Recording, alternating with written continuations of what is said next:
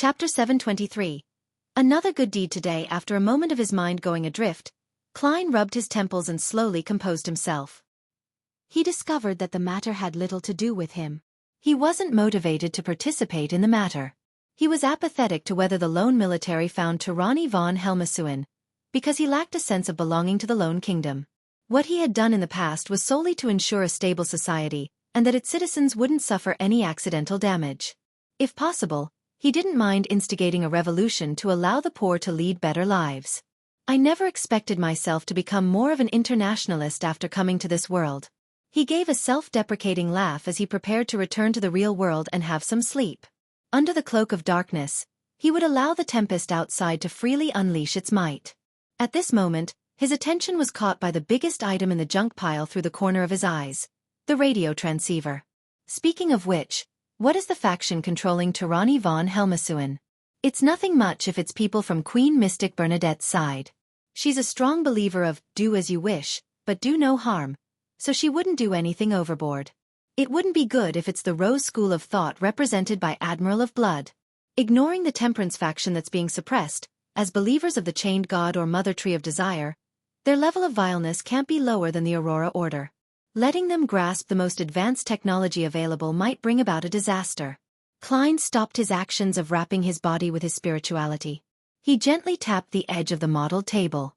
He soon had an idea, which was to bring the radio transceiver back to the real world, adjust it to the correct frequency to see if he could receive the telegrams from Admiral of Blood's crew. Then, he could use the codebook he had to decipher the communications.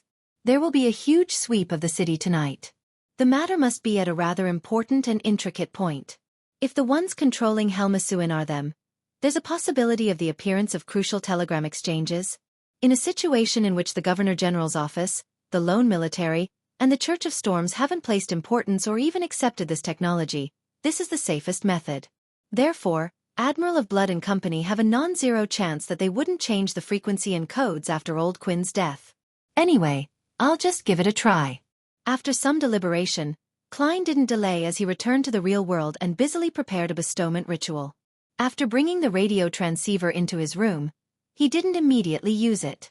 Instead, he used a ritual dagger and created a wall of spirituality to seal the room. He was doing it to air out the gray fog's smell. To him, there was actually no need to go through so much trouble to confirm the faction that controlled Helmasuin. He could have used the gray fog's aura to contact a Rhodes and receive the answer.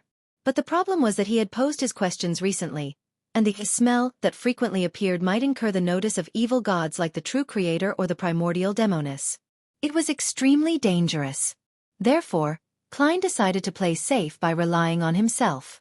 After about 8 minutes, when the airing was almost complete, he dispelled the wall of spirituality and controlled the radio transceiver to begin his surveillance.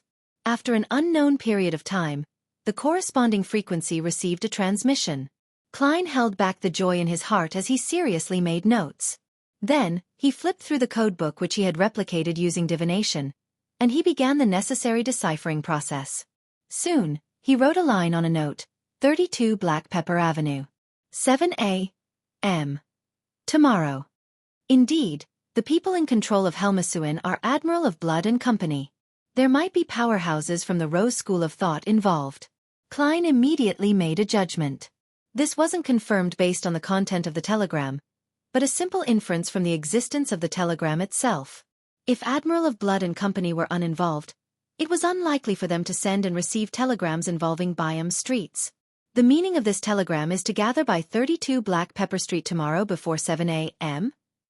Does it mean that Helmasuin and Silver Coin Viper Odor are hiding there, and they're reporting to Admiral of Blood of their location and giving a corresponding time? Klein thought for a moment and immediately returned above the gray fog. With the intel he had just received, he wrote the divination statement, Tyranny von Helmasuin's present location. With the paper in hand, he leaned back into the chair and chanted the statement in a raving-like manner as he entered a dream with cogitation. In the gray, hazy world, he saw an underground hall with countless gas wall lamps. Inside the hall was a massive, complicated machine. It was constructed from copper cylinders, operating levers, take-up levers, and countless gears. It took up nearly 2/3 of the space. A thin elder with grizzled, disheveled hair wore a thick coat as he paced in front of the machine. From time to time, He would pop a sweet into his mouth and munch on it noisily. No, it shouldn't be called a difference engine. It's an adorable fellow who can analyze questions and calculate the answer based on a set of procedures. Yes, its name should be a calculator. The elder kept muttering to himself as Klein's vision was pulled upwards and out the underground hall, arriving at the building above. It was a 3-story villa with a garden and lawn. Outside was its address, and it reads, 32 Black Pepper Avenue. He really is here. Klein opened his eyes as he silently exhaled. Then, he was stumped about what to do next. A scientist like him is useless to me. Instead, it's the root of many problems. I can't just keep him above the gray fog.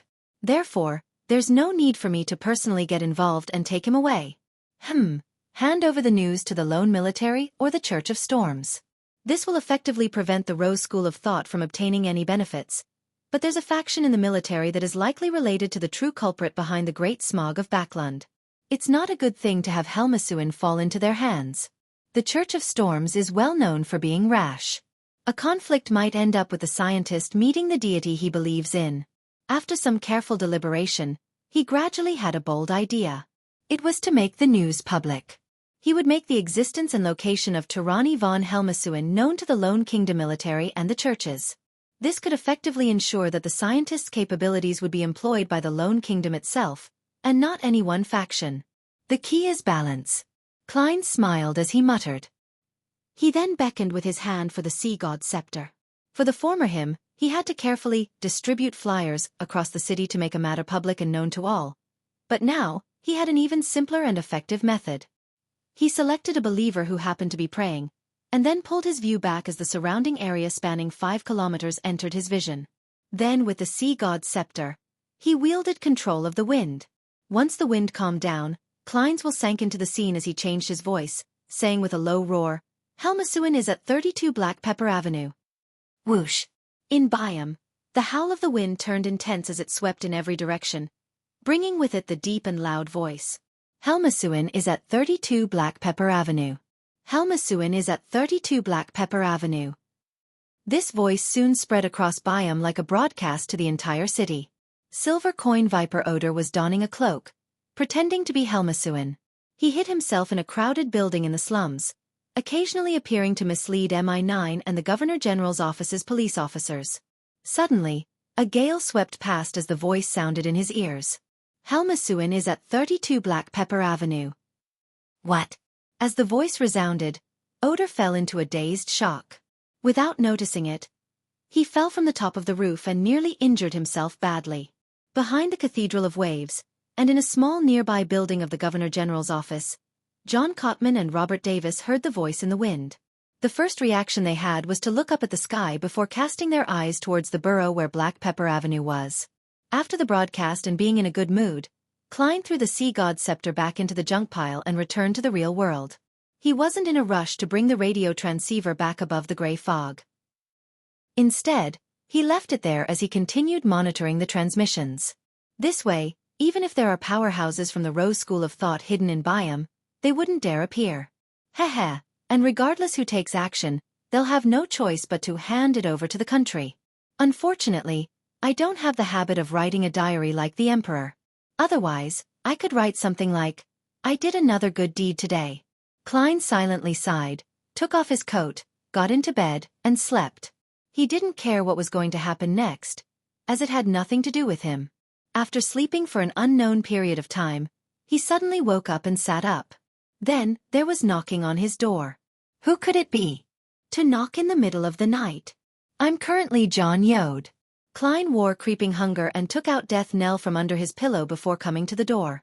The visitor's looks quickly surfaced in his mind. It was a thin elder with grizzled, disheveled hair. He was wearing a coat stuffed with cotton and a tweed overcoat. He was popping a coffee-colored sweet into his mouth.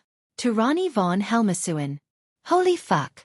Why is he here looking for me? I'm just the ordinary John Yode. Also, how did he escape the tracking of a demigod? Klein's first reaction was to tell the man that he had gotten the wrong person, but he held back and asked, Who are you looking for?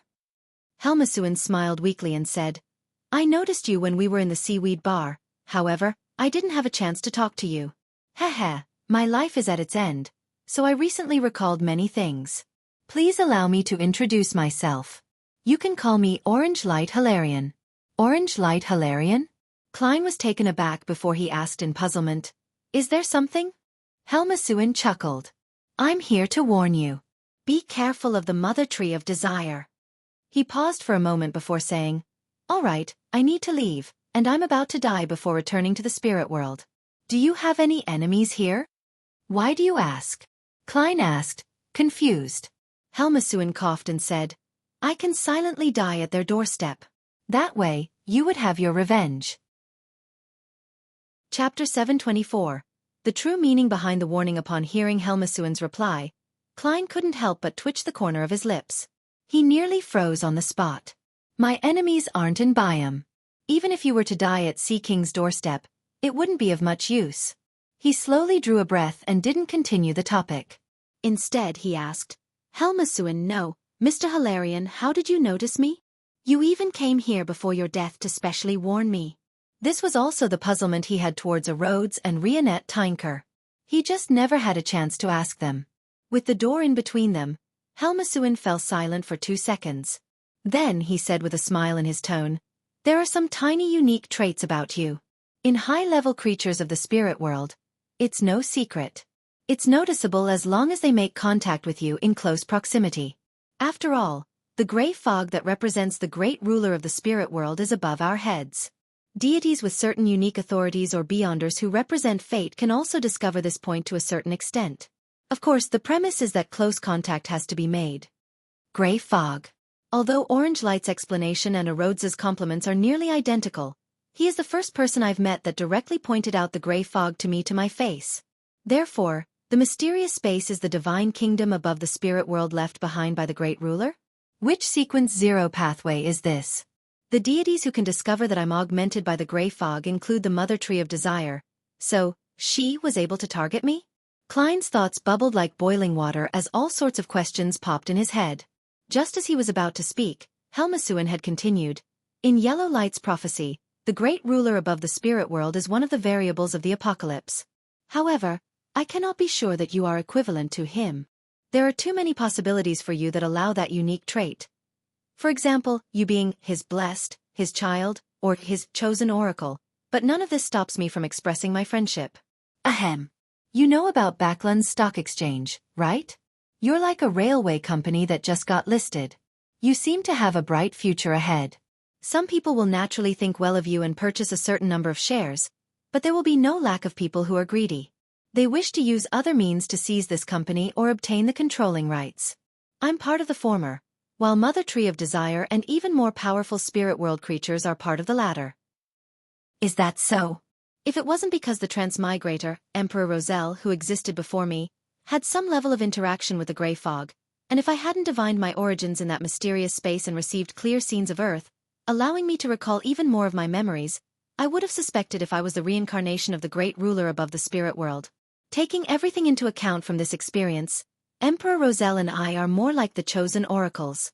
The great ruler above the gray fog is equivalent to the celestial worthy of heaven and earth?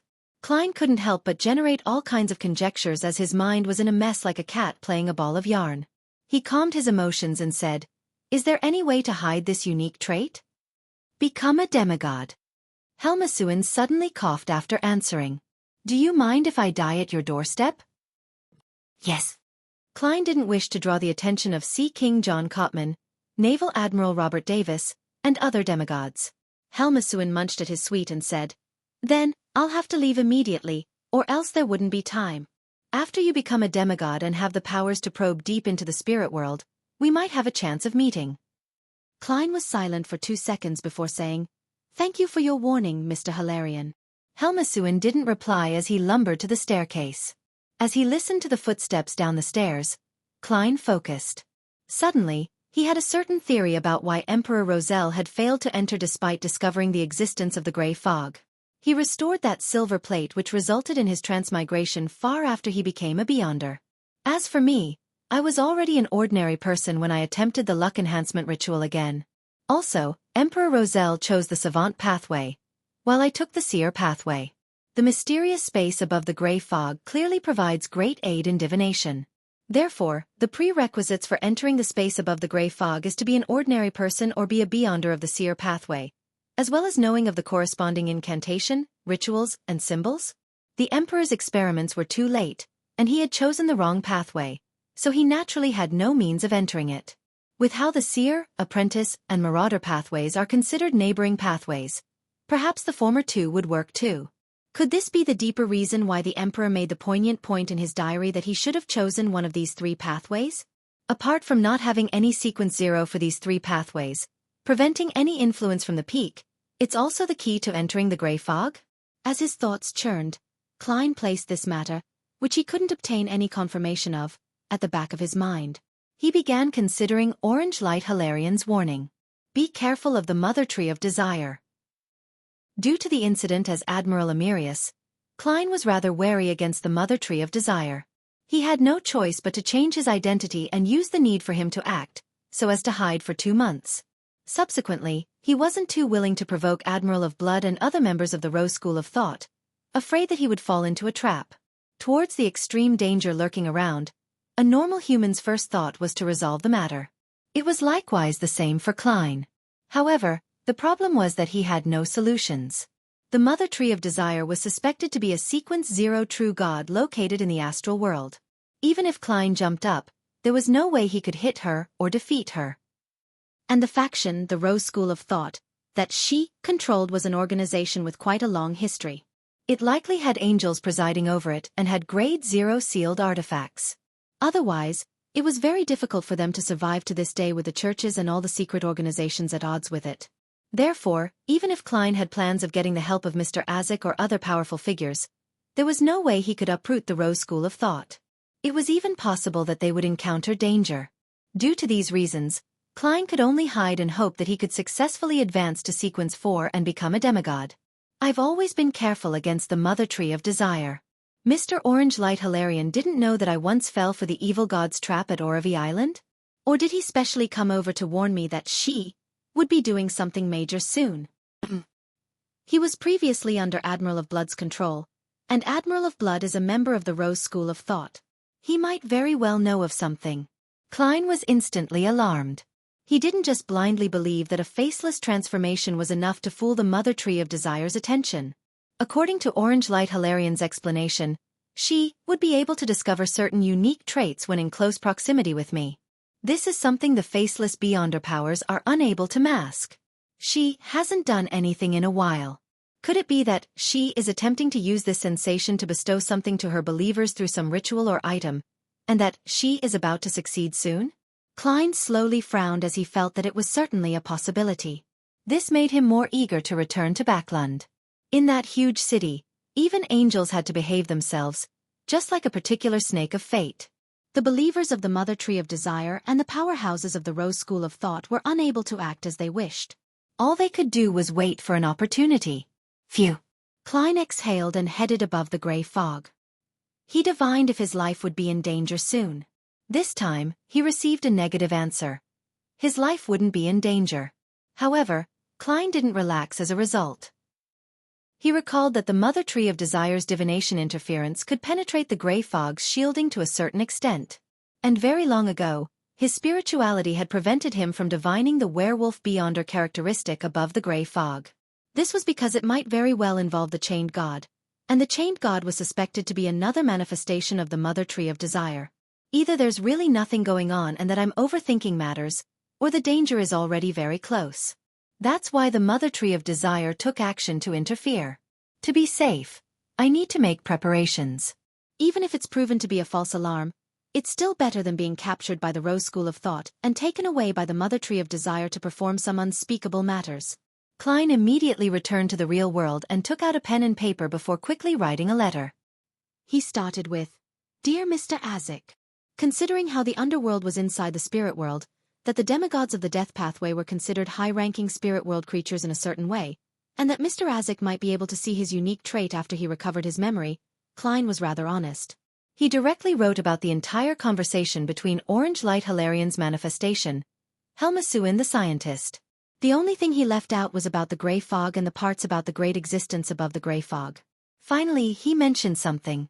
Does Mr. Hilarian's warning imply that I'll suffer mortal danger from the Rose School of Thought? After he folded the letter and blew the copper whistle to summon the messenger, Klein still didn't find it safe enough. He hurriedly took out the adventurer's harmonica and blew into it. Silently, Rionette Tinker appeared before him. Each of the 4 heads with blonde hair and red eyes rotated and said, "There's no letter. I have something to discuss with you." Klein forced a big smile. He handed over the gold coin he received from Anderson and said, "This is the fee for the summoning." One of the heads, Rionette Tinker, held bit onto the gold coin. The 2 other heads that didn't get the chance to speak asked, "What is it? I might face a certain degree of danger soon. I wonder if it's possible to summon you for help." Klein tried his best to make his eyes look sincere. The 8 eyes on Rionette Tinker's forehead darted around as they said, "Yes. Pay 10,000 gold coins." 10,000 gold coins. That's 10,000 pounds. Klein turned agape as he said with a wry smile, "I don't have that much money." Rionette Tinker's 4 heads spoke one after another. "You can pay by installments." Installments. Klein was surprised that his messenger kept with the times. After 2 seconds of shock he said, "All right." Rionette Tinker didn't say anything else as her 4 heads nodded simultaneously before disappearing in front of Klein and returning to the spirit world. Chapter 725. Morning. Upon seeing the messenger disappear, Klein thought of the demigods he could contact on short notice, but he realized that there weren't any. All he could do was turn his attention onto what he should do next. The citywide broadcast must have made Sea King John Cotman not only find Helmasuin, but he would also do his best to search for Sea God and the traces of his believers. It's easy to be detected if I leave in the middle of the night, so I can only choose to stay here until daybreak. I can't take that ship tomorrow. If I encounter an attack midway, I might affect everyone on the ship. Furthermore, it's not discreet enough. I can summon an undersea creature and leave by riding it. I can rest and switch rides on the deserted islands and reefs we encounter along the way until I arrive at the next port. Since Orange Light said that the unique trait can only be detected at close distances, it still won't exceed the size of a city, even if the Mother Tree of Desire tries to expand her perception range to find me via ritual or her believers. It might even be limited to the size of a particular street. This is also why I encountered a trap when I arrived in Oravi. As long as I leave Byam, I should be able to escape from their gaze. While Klein's thoughts gradually turned clear, he suddenly heard a signal from the radio transceiver. He hurriedly went over and quickly jotted it down. Then, with the codebook, he transcribed the corresponding words into a single sentence. Before long, the telegram's content appeared on paper in jet black. "I see you. I see you." When Klein read those words, he felt a chill run through his heart. Byam, in an ordinary residence not far from the Governor General's office. In a spacious basement, there were candles silently burning, scattering their dim glow around the surroundings. Silver Coin Viper Odor had already taken off his hooded robe. He looked at the middle-aged man opposite him as he trembled. He said with a quivering voice, "Lord Senor, I don't know how Helmasuin's real hiding place was known by others as well." Senor wore an old triangular hat. His eye sockets were recessed, and his face was shockingly pale. He looked more like an evil spirit than a human. He raised his hand to stroke the 2 black mustaches above his lips as his light brown eyes coldly swept across Odor's face. In response, the well-known adventurer couldn't help but lower his head. After observing him for a few seconds, Admiral of Blood in his white trousers and red coat said with a deep voice, "Less than 3 minutes after that telegram was sent, it was spread across the entire city. And the message spread was part of the telegram. I suspect that another faction has begun paying notice to radio transmissions, and they had obtained our codebook from Old Quinn." Yes. It has to be the case." Odor hurriedly echoed, hoping that Admiral of Blood wouldn't pin the loss of Helmasuin as him being inept. He knew very well that this pirate admiral was cruel to subordinates who made mistakes. Senor swept his gaze at Odor and sneered. "Regardless, you failed. If not for you and your mistress giving me plenty of joy, I would have gotten you to dig out your intestines. Send a telegram. Tell that listener who might or might not exist that I can see him. Let him spend the night in horror and unease. This is the only thing you need to do now." Upon hearing that, Odor immediately heaved a sigh of relief. He glanced at Admiral of Blood in trepidation and the bloody altar behind him before reverently replying, "Yes, Lord Senor."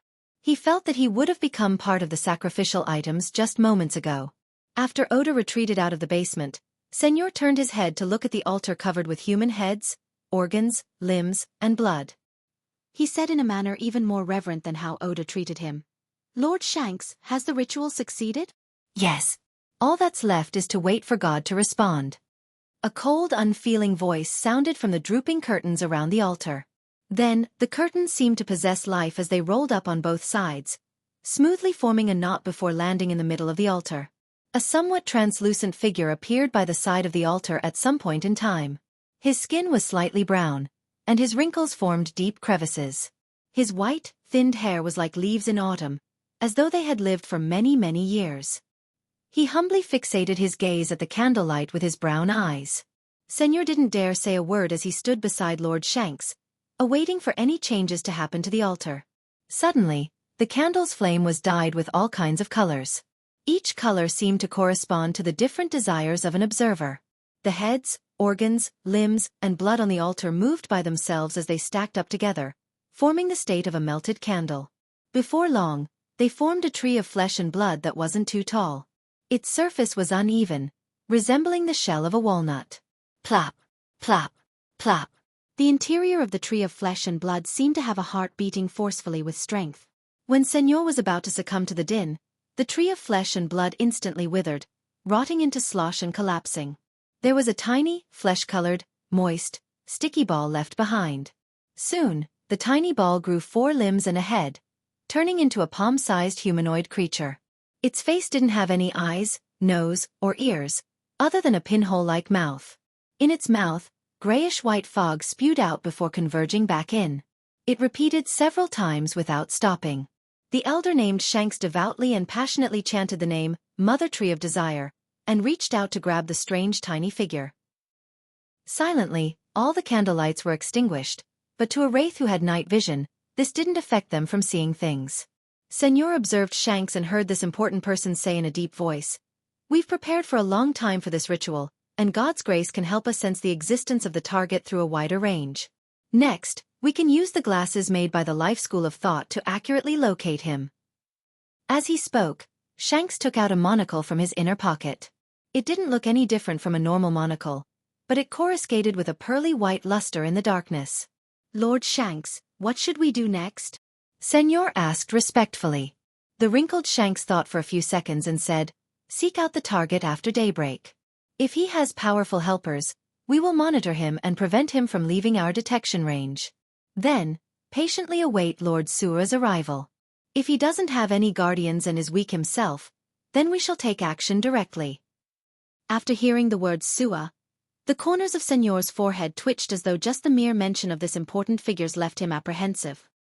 He slowly took a deep breath and said, "Yes, Lord Shanks." After answering, Senor instinctively touched the necklace by his chest. The necklace seemed to be made of pure silver, and the pendant looked like an ancient coin. Klein, who didn't get much sleep for the rest of the night due to the fright from receiving the telegram, immediately sacrificed his suitcase, wallet, and most of his cash to the mysterious space above the gray fog at daybreak. After clearing up his tracks, he went to the front desk to check out. He rode a carriage to the borders of Byam, left the city, and climbed the mountain as though he was heading for a cemetery prepared for locals.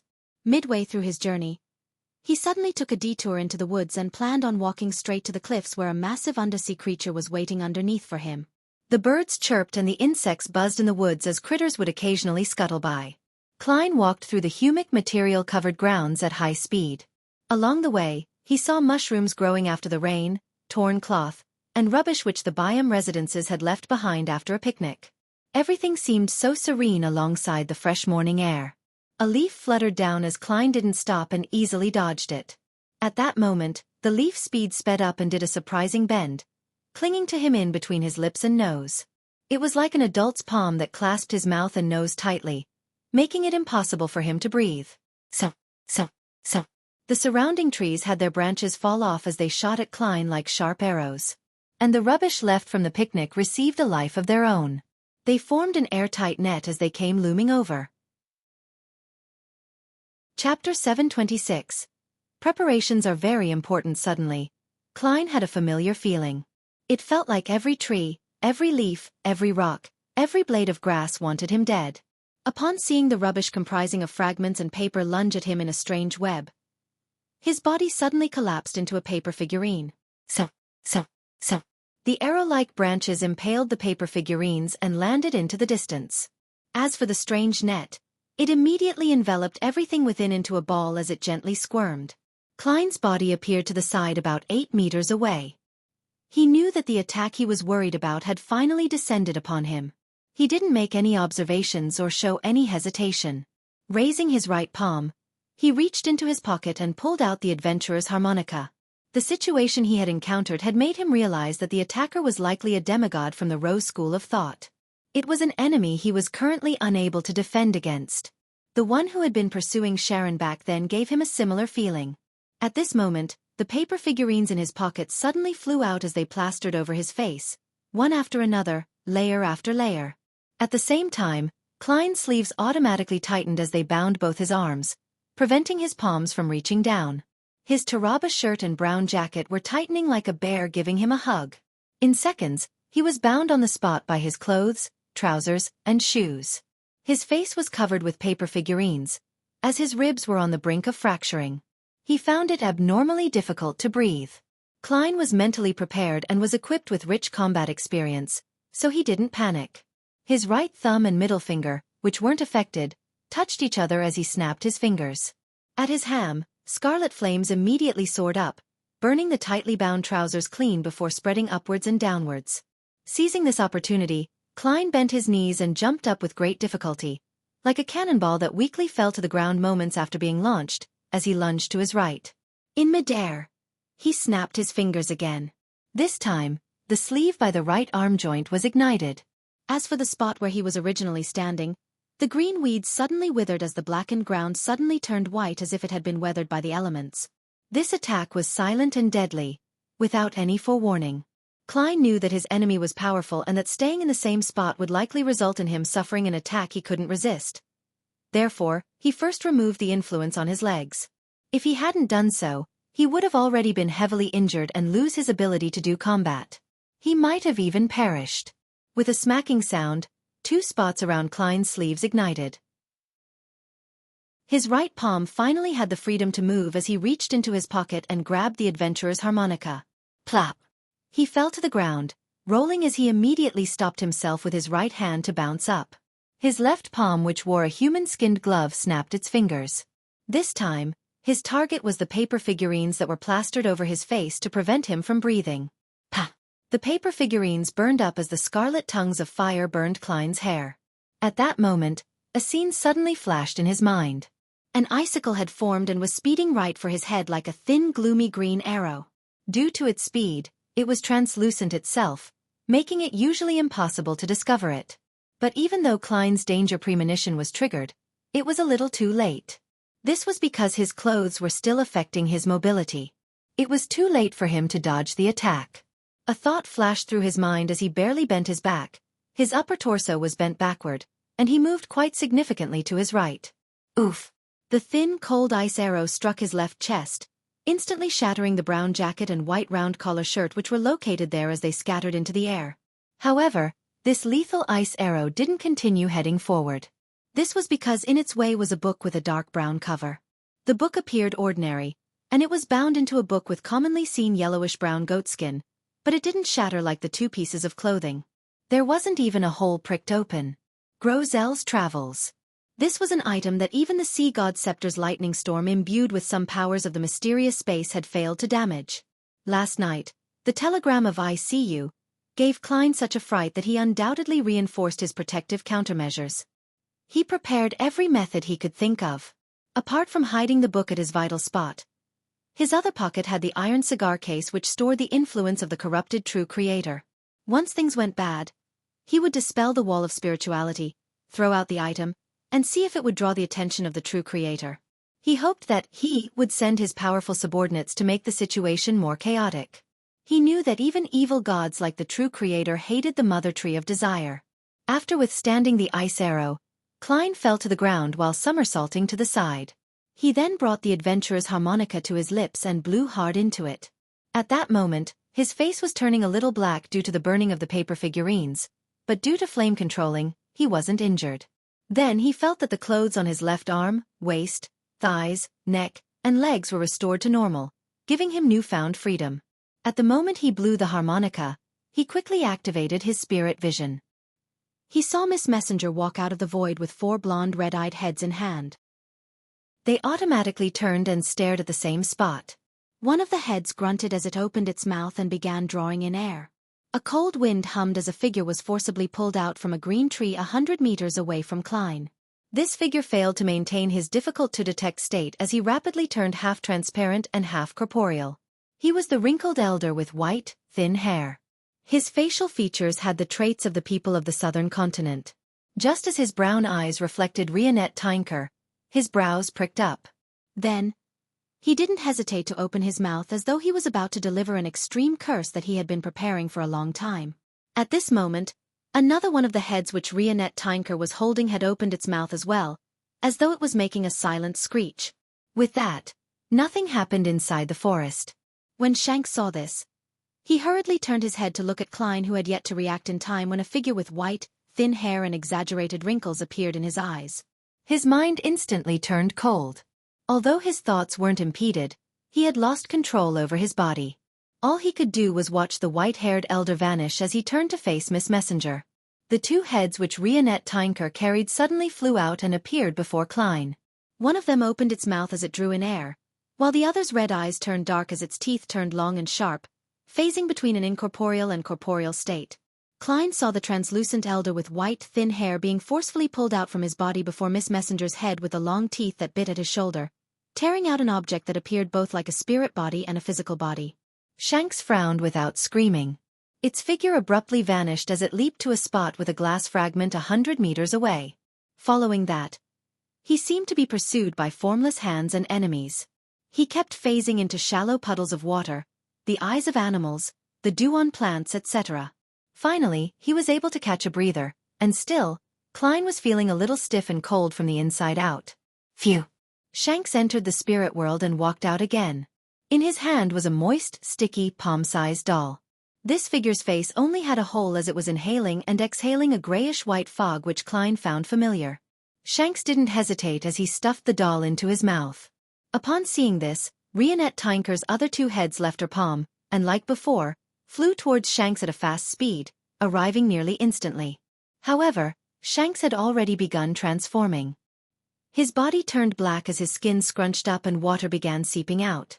His hair, brows, and other parts began withering and dropping. Following that, his limbs grew long and thin. In just a second, Shanks seemed to be assimilated by the doll, becoming a huge, black, moist infant with long 4 limbs and swollen shriveled skin. His eyes, nose, mouth, and ears moved from their original locations to the middle of his face as though they were gathering together to form a brand new organ. His skin, limbs, and newly formed organ brought an indescribable sense of mystery and wickedness. Just a single look had made his body, which had just recovered from the coldness, feel extremely itchy. Red spots protruded from his skin as a result of the clumps of fine granules. His eyes undoubtedly suffered a piercing pain. He instinctively closed them tight as tears were forced out. By the time he calmed himself with cogitation and opened his eyes again, he realized that Miss Messenger and the Rose School of Thought's demigod had vanished. However, Klein's spiritual intuition told him that they were nearby. They were in an intense battle shuttling between the real world and the spirit world. Be it the dropping of the leaves, the shaking of the weeds, the crawling of the worms, and the fleeing of the wild beasts, all of them represented each and every clash. As his mind whirred, Klein took out Death Knell and tapped his left thumb on the first segment of his index finger twice. Countless illusory thin threads appeared in his eyes, making him see objects that usually couldn't be seen with his normal vision or spirit vision. 2 blobs were flying around him, and the dense black bundles of threads that entangled with each other were Rionette Tinker and the Rose School of Thought's demigod. Apart from these, Klein also discovered that a blob of illusory black threads was rapidly approaching him. It would stop from time to time, so as to avoid the intense battle between the 2 demigods. There's another enemy? An enemy who is hiding in the distance awaiting the results, but hasn't decided to participate in the battle? Anyways, Anyone who's stealthily approaching in such a situation must be an enemy. Klein's eyes moved slightly as he cocked the death knell and lowered it naturally to put it into a state for lethal attack. Then, he pretended as though he hadn't detected the bundle of illusory black threads, stuffed his left palm into his pocket, and grabbed a gold coin. He made it tumble between his fingers as though he was in a divination state. He was doing this to disrupt the approacher's spiritual intuition for danger. After losing his paper figurines, this was the only method he had. After patiently waiting for 2 seconds, when the other party was within shooting range, Klein's eyes turned solemn as he suddenly raised his right hand, aimed, and pulled the trigger. Chapter 727. Lucky One Thud. The black revolver with a slightly long barrel recoiled backward as a pale golden beam shot out, heading straight for the spot where the target was about to arrive at. However, the illusory black threads suddenly stopped as though they were observing something. From his condition, it didn't appear like he had sensed the arrival of danger, but he had his attention attracted by something else. A grayish-white rabbit leaped out the thick grass and fled far away as the tree standing in front of the blob of illusory black threads collapsed due to the gunshot. At the height of a human, a gigantic and irregular hole and a raging pure fire appeared at the tree's trunk, directly splitting it from the middle. Death Knell's might was equivalent to a small-caliber cannon, and its penetrating powers were even more potent. The blob of dense, illusory black threads was clearly given a fright as it instinctively disappeared from where it was, appearing on the surface of a nearby puddle of water. Inevitably, his figure was outlined. He had a pale face with deep recessed eye sockets and light brown eyes. He looked to be in his 40s, had a double mustache above his lips, and wore an old triangular hat. Klein was no stranger to the man, as his bounty notice often appeared before his eyes. Step by step, they were stacked into a clear image. Admiral of Blood Seigneur. Just in loan alone, his bounty was worth 42,000 pounds. He had long infiltrated Biam. Was it to take away Tyranny von Helmasuin? After this scientist passed away due to being discovered, he joined the Rose School of Thought's mission to target me? I seem to have an additional weakness, but before it's triggered, I've no way of knowing what it is. As his thoughts raced, Klein saw Seigneur's figure disappear once again. However, the traces of Admiral of Blood's existence was rather obvious. The blob of illusory black threads of his was like a firefly in the darkness. It wasn't difficult to identify him at all. The blob of illusory black threads circled around him with the aid of the morning dew, glass fragments, and water puddles that had frozen for some reason. Jumping again and again from one medium to the other, the gap between the two soon narrowed. Klein didn't wait on the spot. Instead, he quickly moved but only slightly shifted his position so as to prevent the Rose School of Thought demigod, who was engaged in an intense battle, from attacking him in passing. Seigneur's performance made him understand one thing. A wraith's ability to possess someone to directly control their body requires them to enter a certain range. Previously, although the Rose School of Thought demigod was able to accomplish it at further distances, he hadn't done so, perhaps out of contempt or for fear of any accidents. It could be confirmed that Seigneur was a Sequence 5 wraith. Klein kept changing his location, and he awaited the opportunity when the distance between them was more suitable. Just as Admiral of Blood's speed slowed down slightly, and he was about to possess his target from a distance, Klein's left glove suddenly turned deep black, as though it was formed layer by pure particles. Following that, he said a word filled with foulness, a word that came from the devil language. Slow. Seigneur had sensed it and changed his position before Klein could even open his mouth. But everything within an 8-meter radius came to a halt. His evasive maneuver had failed to show any effects. It was an area of effect attack. Seigneur's figure suddenly became slow. He once again outlined his figure in the real world as Klein raised his iron-black revolver, cocked it, and placed his target in his sights. With death knell, he saw that Seigneur's body was covered with all kinds of colors that indicated his weakness wasn't at his head, but slightly above his throat. Without any hesitation or delay, Klein pulled the trigger. Lethal attack. At that moment, a blob of illusory black threads walked to Seigneur's side and pulled at him.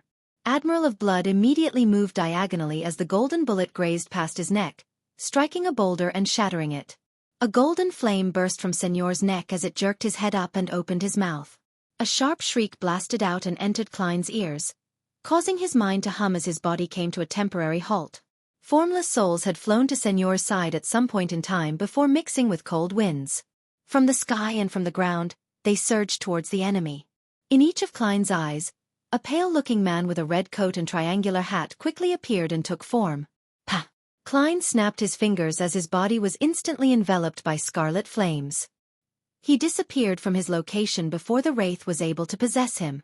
And under a tree that was less than 10 meters away, weeds burst into flames as the flames grew bigger and they soared into the sky. Klein nimbly leaped out from it and raised death knell again. He aimed towards the spot where he was originally standing still at, and he injected more than twice the normal amount of spirituality into the gun. Slaughter! Thud!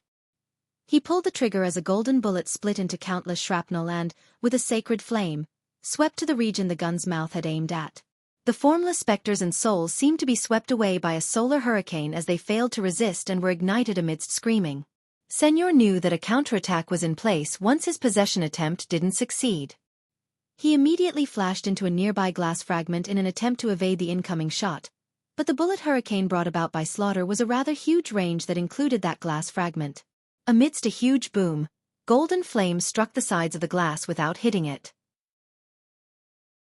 With only burn injuries, Senor leaped to another mirror surface and appeared on the surface of a rolling drop of dew a distance away.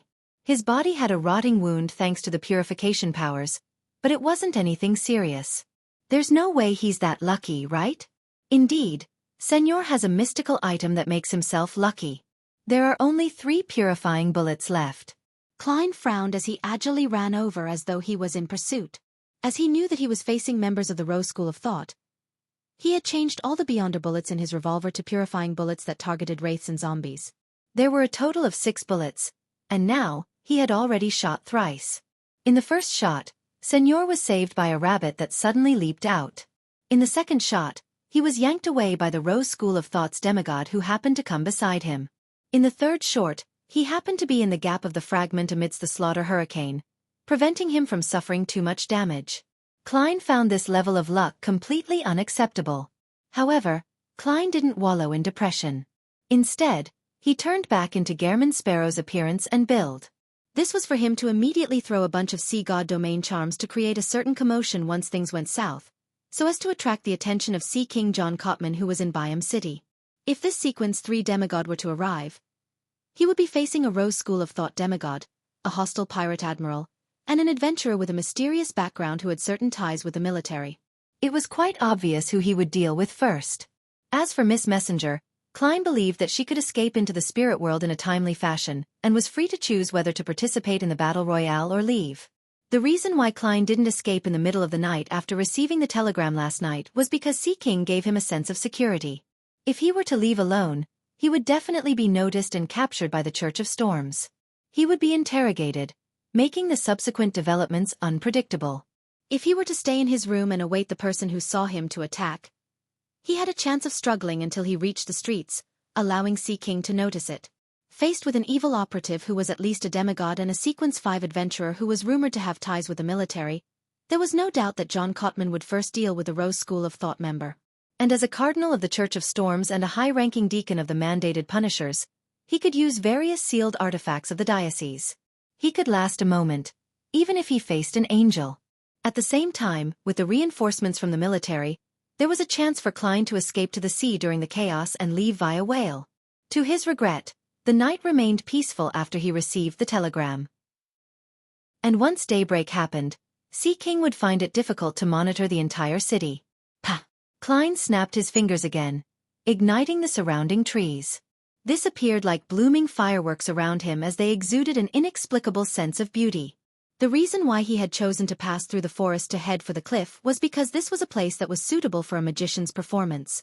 His figure flashed through the flames as he circled around Senor, avoiding his approach and control. And from the previous experiences and lessons, Senor knew that his target had an area of effect attack and a damaging blow.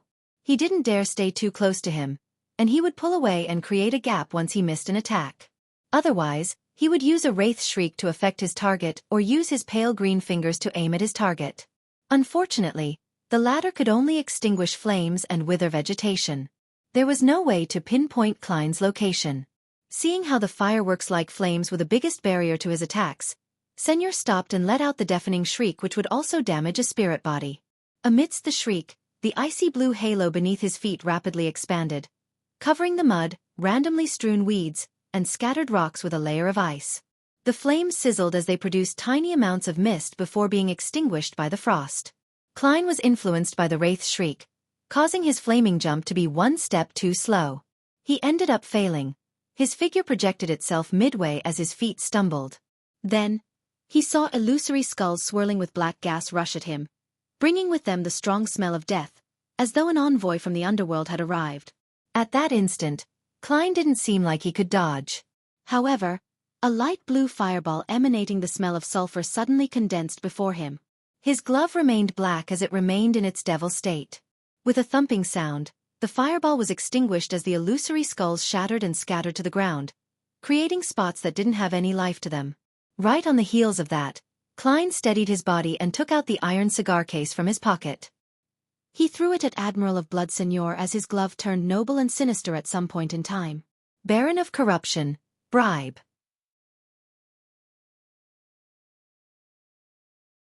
Chapter 728. Triple Combo. Seigneur obviously wasn't going to bet that the item thrown by his opponent didn't pose a threat. He immediately dodged far away, allowing the iron cigar case, which was sealed by a wall of spirituality, to fall to the ground.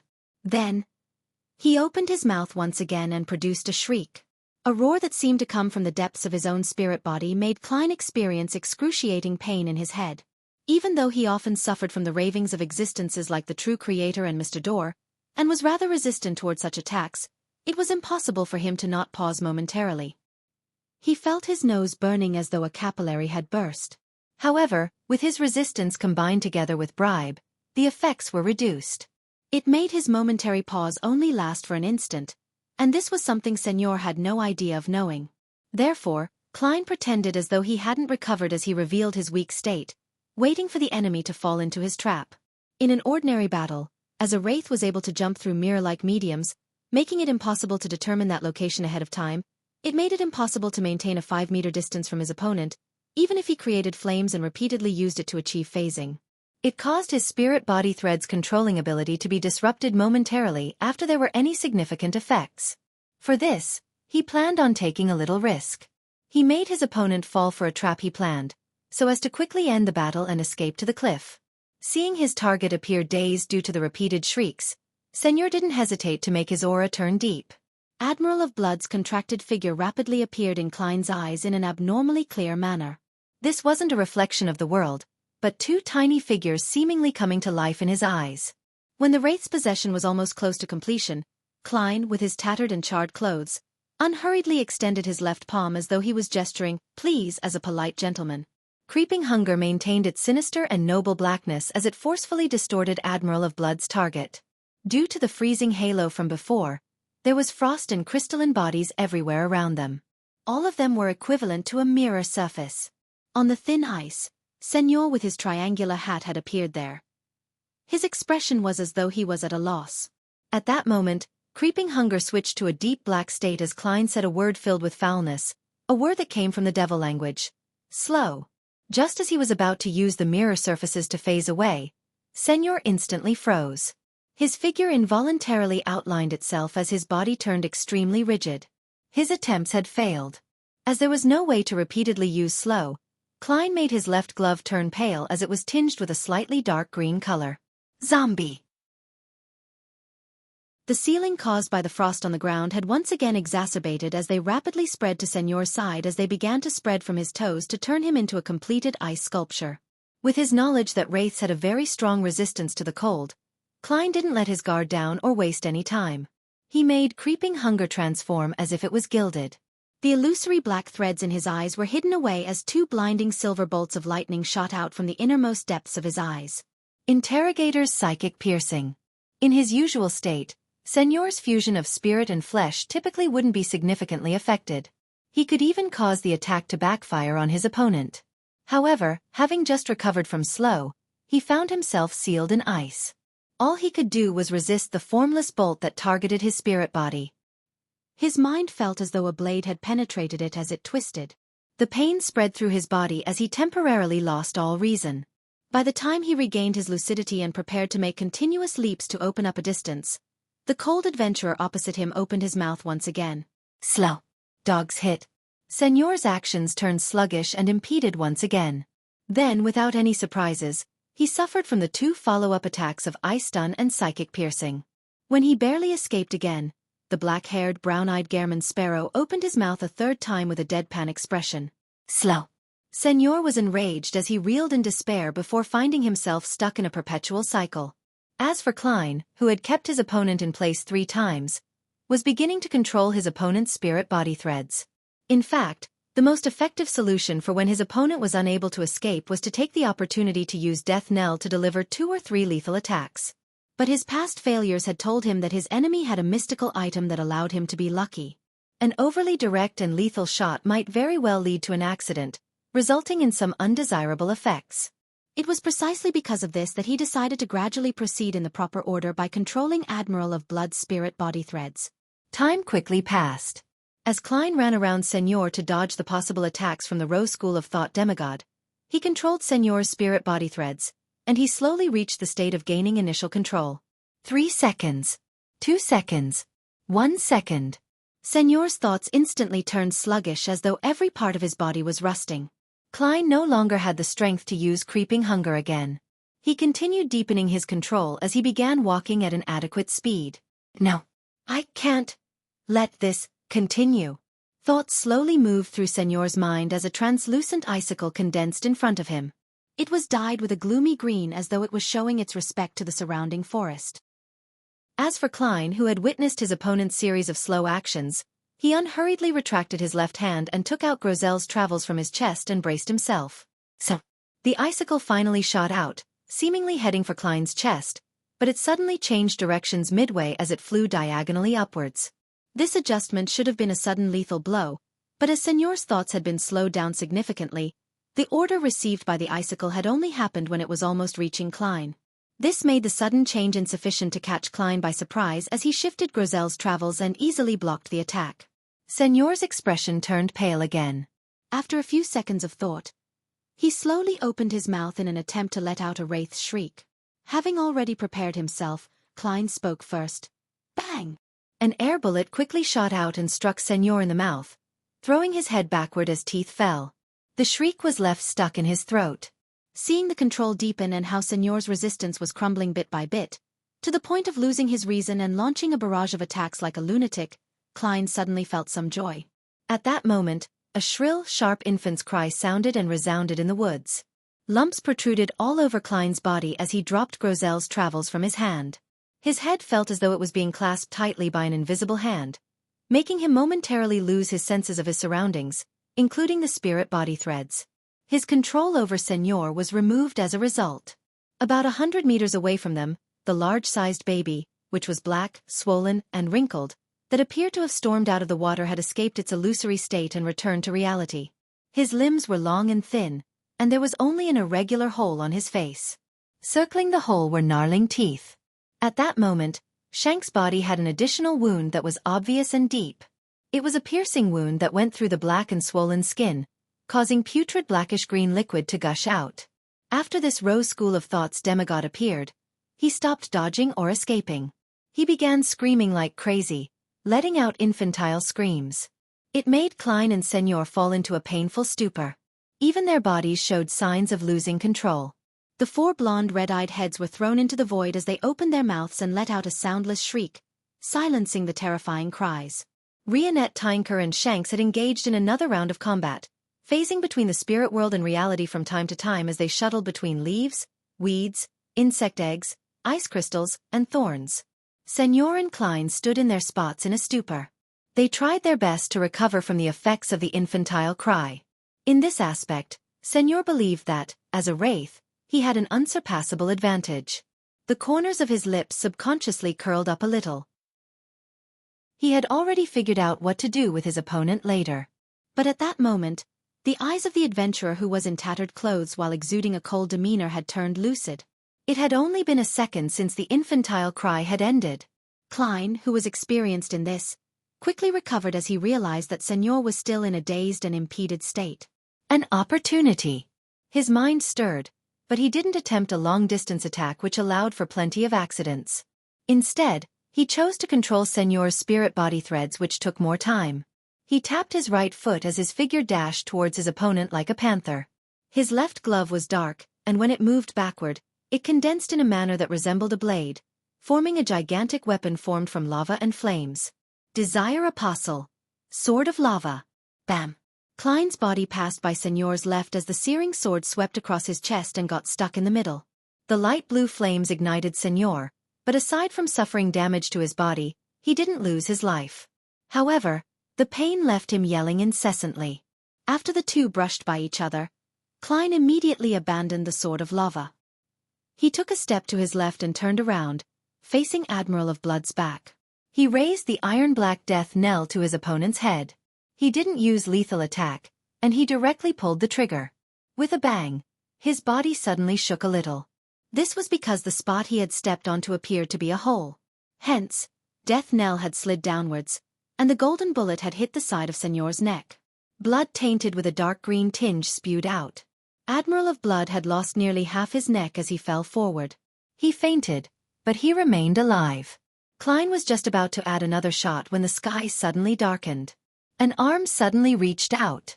The arm was 10 meters long, and it had a black sticky surface with strange protrusions. They were either skulls, erected eyeballs, or barbed tongues. The moment it appeared, it made the entire forest shake. All the leaves withered as all the insects stiffened to their deaths. All the beasts either fell paralyzed to the ground, or they began biting themselves wildly, leaving their bodies bleeding. Klein's danger premonition reached its limit. He hurriedly closed his eyes, lunged forward, and did a roll. He grabbed Grozel's travels and held it in front of his face. Chapter 729.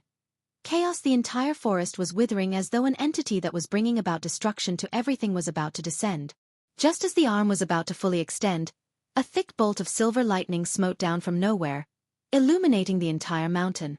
The sizzling sounds chained together as a cage only spoken in myths enclosed around the black sticky arm. Dark clouds quickly converged together in the sky, forming brows and a mouth, as though a face was hidden within. In Byam City, the huge commotion was noticed by Sea King John Cotman. He didn't hesitate to take action as he ordered the mandated punishers to activate the corresponding sealed artifacts. Rionette Tinker's figure was forced out of the void, but her complicated black dress didn't seem crumpled at all. She raised her left hand as two of the blonde red-eyed heads flew back and landed on her severed neck.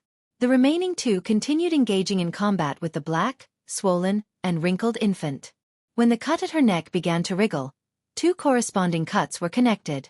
Her figure instantly burgeoned to the size of a Gothic castle. Patterns, vines, and accessories appeared on the surface, interweaving into a mysterious, sinister sight that couldn't be looked at.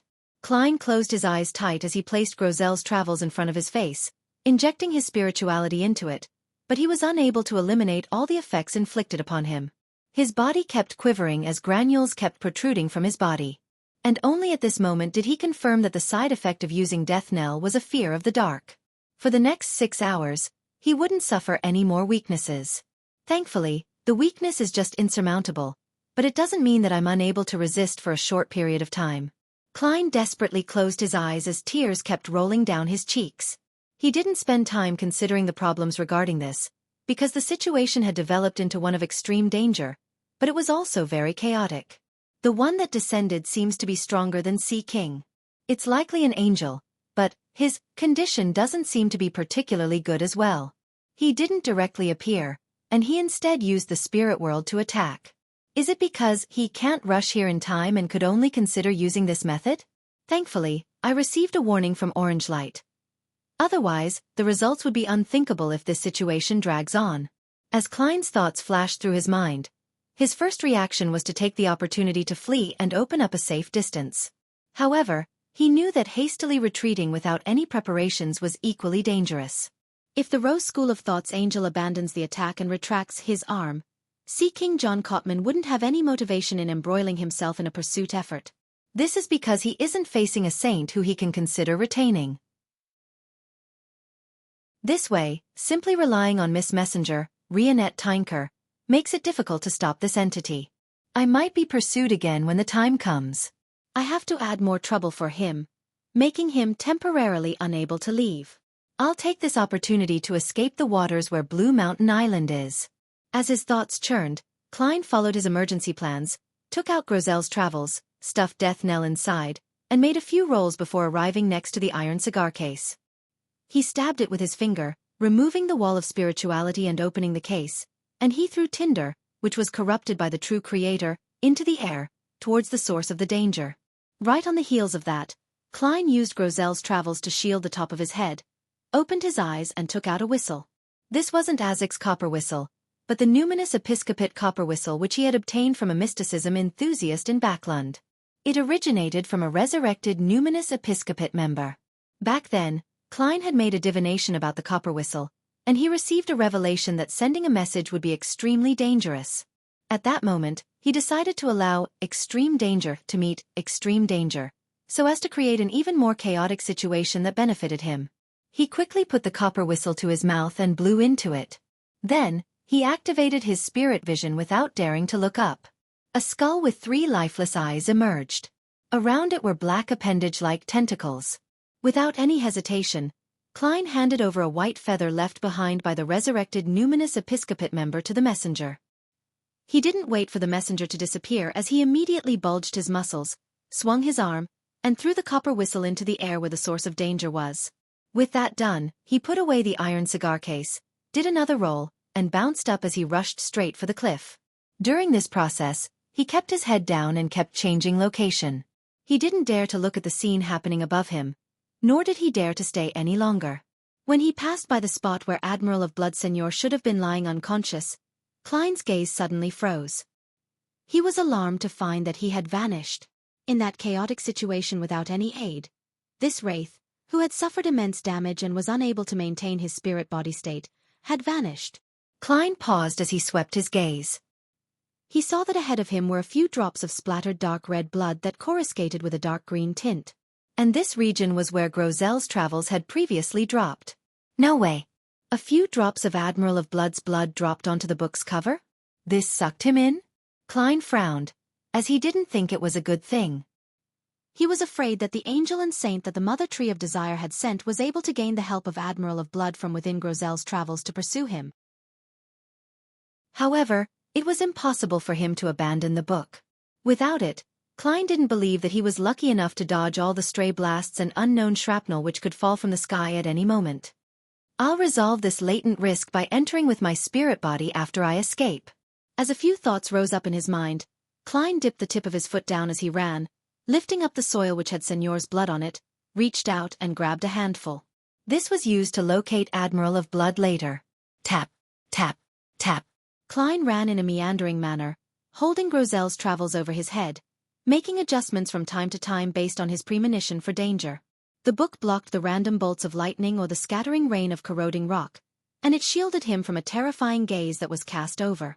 With the book, Klein successfully tore out of the lifeless forest and came to the edge of a cliff. At this moment, the surroundings turned dark. It wasn't the kind of darkness before a storm, nor was it a result of a moonless or starless night. It was a dead silence that emanated the smell of rot. Ravings sounded out from varying distances and at varying pitches, as though something seemed to be slowly breathing in the air. Klein, who was afraid of the dark, trembled. He didn't dare to look at what was happening above him. All he noticed was a few white feathers stained with yellowish oil spiraling down to the ground nearby when there was a flash of lightning.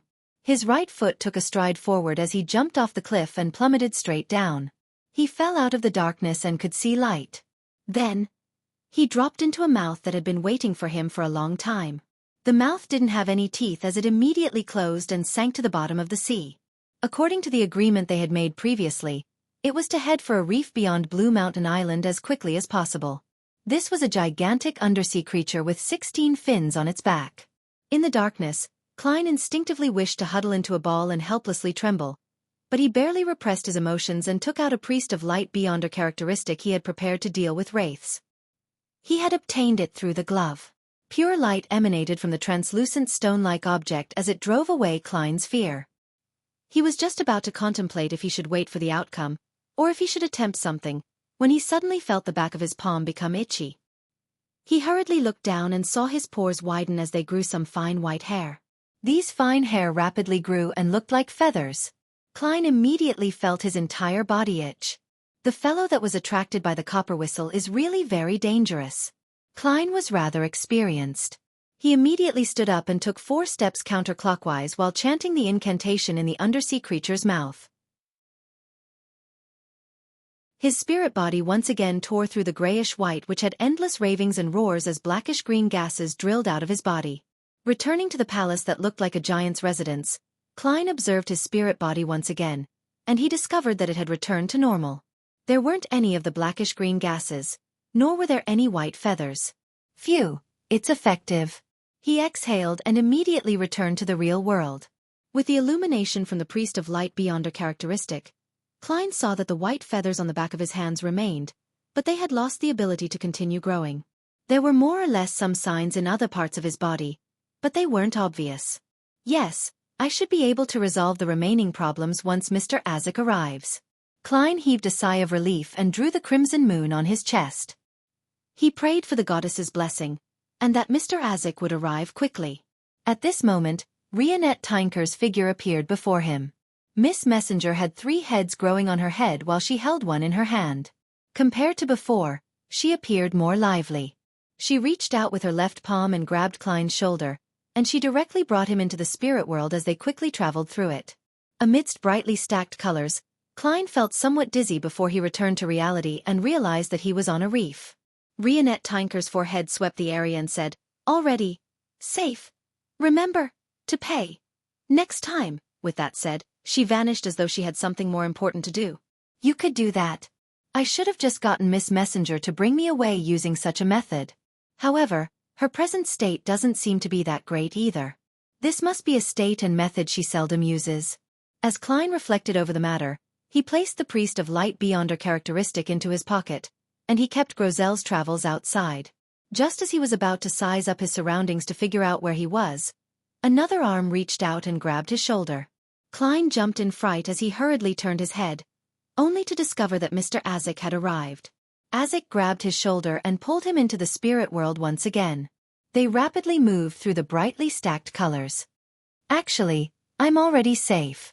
The corners of Klein's mouth twitched, but he didn't say those words. Chapter 730. Handling the latent risk on a mountain outside Biome City, in a forest that had lost all its vitality because it was buried by a half-collapsed cliff. A tall, stocky middle-aged man with deep blue hair was wearing a storm priest robe as he stood in the air and overlooked the area. There was a clear burning rage in his eyes. He was none other than the Church of Storm's Cardinal, Archbishop of the Rorsted Sea, high-ranking deacon of the mandated Punishers, Sea King John Cotman. At that moment, the battle from before was still fresh in Cotman's mind. He remembered how every participant in the battle retreated. The angel from the Rose School of Thought had used a particular method to transfer his powers over from a great distance.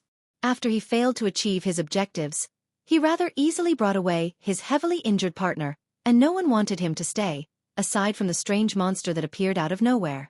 John Cotman remembered very vividly that when the angel retracted his arm, it had sparse white feathers on the black sticky arm. From the top of the skull and from inside the erected eye, they grew from unimaginable spots. And all of this was because the Rose School of Thought's angel was dodging the glove with the true creator's aura while using some of his strength to shatter what seemed like an ordinary copper whistle. Shortly after the sinister and strange spirit world creature engaged in battle with the angel, it voluntarily retreated into the depths of the spirit world, preventing John Cotman from pursuing it. The Aurora Order Saint who had opened a door of teleportation didn't participate in the battle.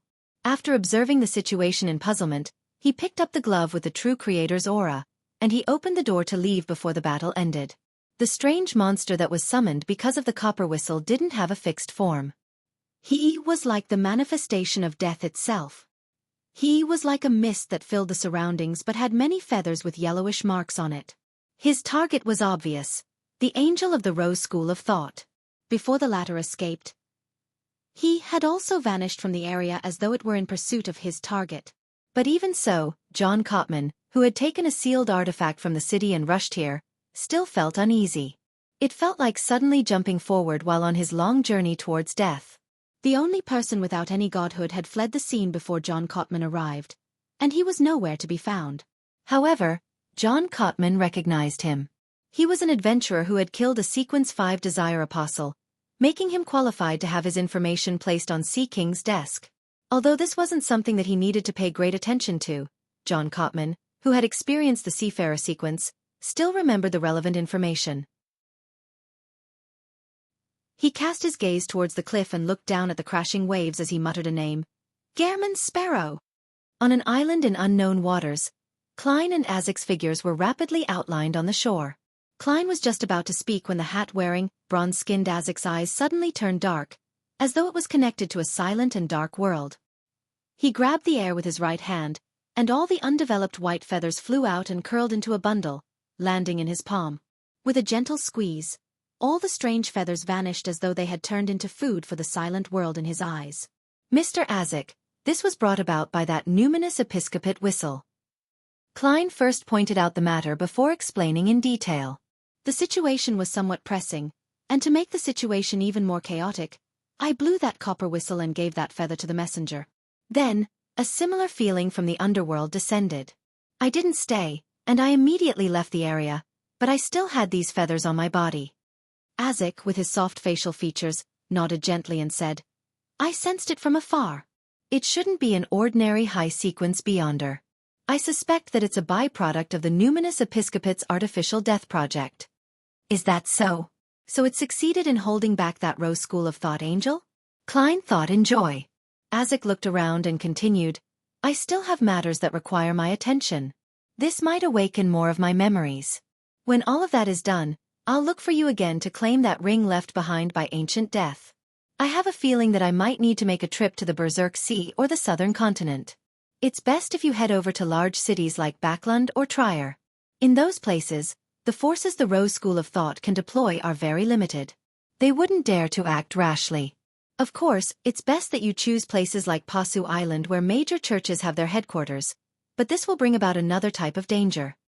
Azek's last sentence was a joke, just like an ordinary lone gentleman. The experiences of his present life seemed to leave a deep impression on him. Regardless of the portion of memories that he had recovered, he still showed clear signs of his old self. In situations regarding retained memories, the time span of decades shouldn't have much of an influence on the time span of millennia, but from a state of complete memory loss, 2 to 3 decades is enough to remold a person. After Mr. Azek completely recovers his memories, will his many different lives result in him having different personalities? What a profound question. I'll let Miss Justice consider it later and seek advice from the psychology alchemists. As Klein was thinking, he secretly heaved a sigh of relief when he realized that Mr. Azek wasn't delving into why he had a conflict with the Rose School of Thought. Instead, he asked, Mr. Azek, do you know anything about the Mother Tree of Desire? Azek shook his head. I didn't even know of her existence before you sent me the letter. You didn't know the Mother Tree of Desire? Klein was taken aback as he switched to asking, then what about the chained god? Azek shook his head again as he said with a smiling sigh, in ancient times, she, or they might have had other names. That's right. Mr. Azek began the cycle of losing and finding his memories at the end of the 4th epoch. He kept wandering the northern continent, while the Rose School of Thought was born in the early 5th epoch in the southern continent. Klein nodded and didn't ask further. And since Azek had matters which needed his attention, he gave a few words of advice before bringing him to traverse across the spirit world until he arrived at a particular beach on the northern continent's eastern shore. With Mr. Azek gone, Klein looked at the seawater that kept surging towards the shore for a few seconds. He wasn't in a rush to head for the nearby city. Instead, he found an uninhabited cave, set up a simple ritual, and created a wall of spirituality. He sacrificed creeping hunger, death knell, Azek's copper whistle, Grozel's travels, and the soil with Señor's blood to the mysterious space above the grey fog. Then, he walked 4 steps counterclockwise and entered the mysterious space. He took the seat which belonged to the fool, and he summoned a metal bottle. As it was stored above the grey fog, the remnant blood in the tiny bottle didn't coagulate. After wearing his glove and stuffing the other items, Klein poured a few drops and smeared it over Grozel's Travels' dark brown cover. Why doesn't a brand new story start right from the beginning, with the addition of a new character? Klein looked at the book that didn't change its name as he suddenly felt puzzled. Before he had the time to think, his vision turned into a blur, as though there were countless translucent creatures hidden around him. Everything soon turned clear, and Klein found himself sitting on a long wooden chair along the street. This was where he had departed from previously. There's a saving function? Klein joked inwardly as he took out the mud stained with Señor's blood before snapping a tree branch to attempt divination. Following the results he received, he walked out of the city, entered a nearby forest, and found the unconscious Admiral of Blood beside a small stream. At this moment, only about 10 minutes had passed since the battle.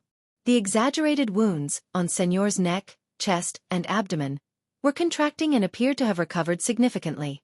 Such a level of vitality was completely different from a human's. In another 15 to 30 minutes, Admiral of Blood would likely wake up, and in another 1 to 2 hours, his mobility would be restored. This was a zombie, a wraith. You had a chance of being rescued by your organization's angel and demigod, but your blood happened to splatter onto Grozel's travels, making you a prisoner of this book and giving me enough time to handle you. Of course, this made you avoid the stray attacks of the battle between demigods, preventing you from dying immediately. I've no idea if you'd call this good or bad luck. Klein mumbled as he observed while grasping Death Knell in his hand and reaching out to Señor's neck and removing the necklace made of pure silver. The necklace had a pendant of the same color which resembled an ancient coin. Both sides were filled with mysterious patterns and relevant symbols, as well as words carved in ancient Hermes. You will be as unlucky as you are lucky now. This is the mystical item which raises Admiral of Blood's luck? Unfortunately, even a demigod can't enhance my luck, so I doubt it can. I can sell it for money, or I could ask Miss Messenger if I can use this to make a partial payment. Klein wasn't in a hurry to take the necklace as he placed it on the stone beside him. He was afraid that there were unknown side effects that might affect the things he was about to do. Then, Klein focused as he controlled Admiral of Blood's spirit body threads. He wanted to make his first marionette which he would use for an extended period of time, so as to conclude the principles of a marionettist. Furthermore, no marionette was more convenient to bring around than a wraith. 1 second, 2 seconds, 3 seconds. In just 10 seconds, Klein achieved initial control. Señor's spiritual intuition sensed the danger as his body showed obvious signs of struggling, but he was unable to wake up due to his heavy injuries and sluggish thoughts. Time ticked by, and by the 4th minute, Klein didn't hide his sigh of relief. At that moment, Admiral of Blood Señor opened his eyes, rolled to his feet, and faced him. With a harmonious series of actions, he pressed his chest and bowed. "Good morning, sir. How may I be of service?"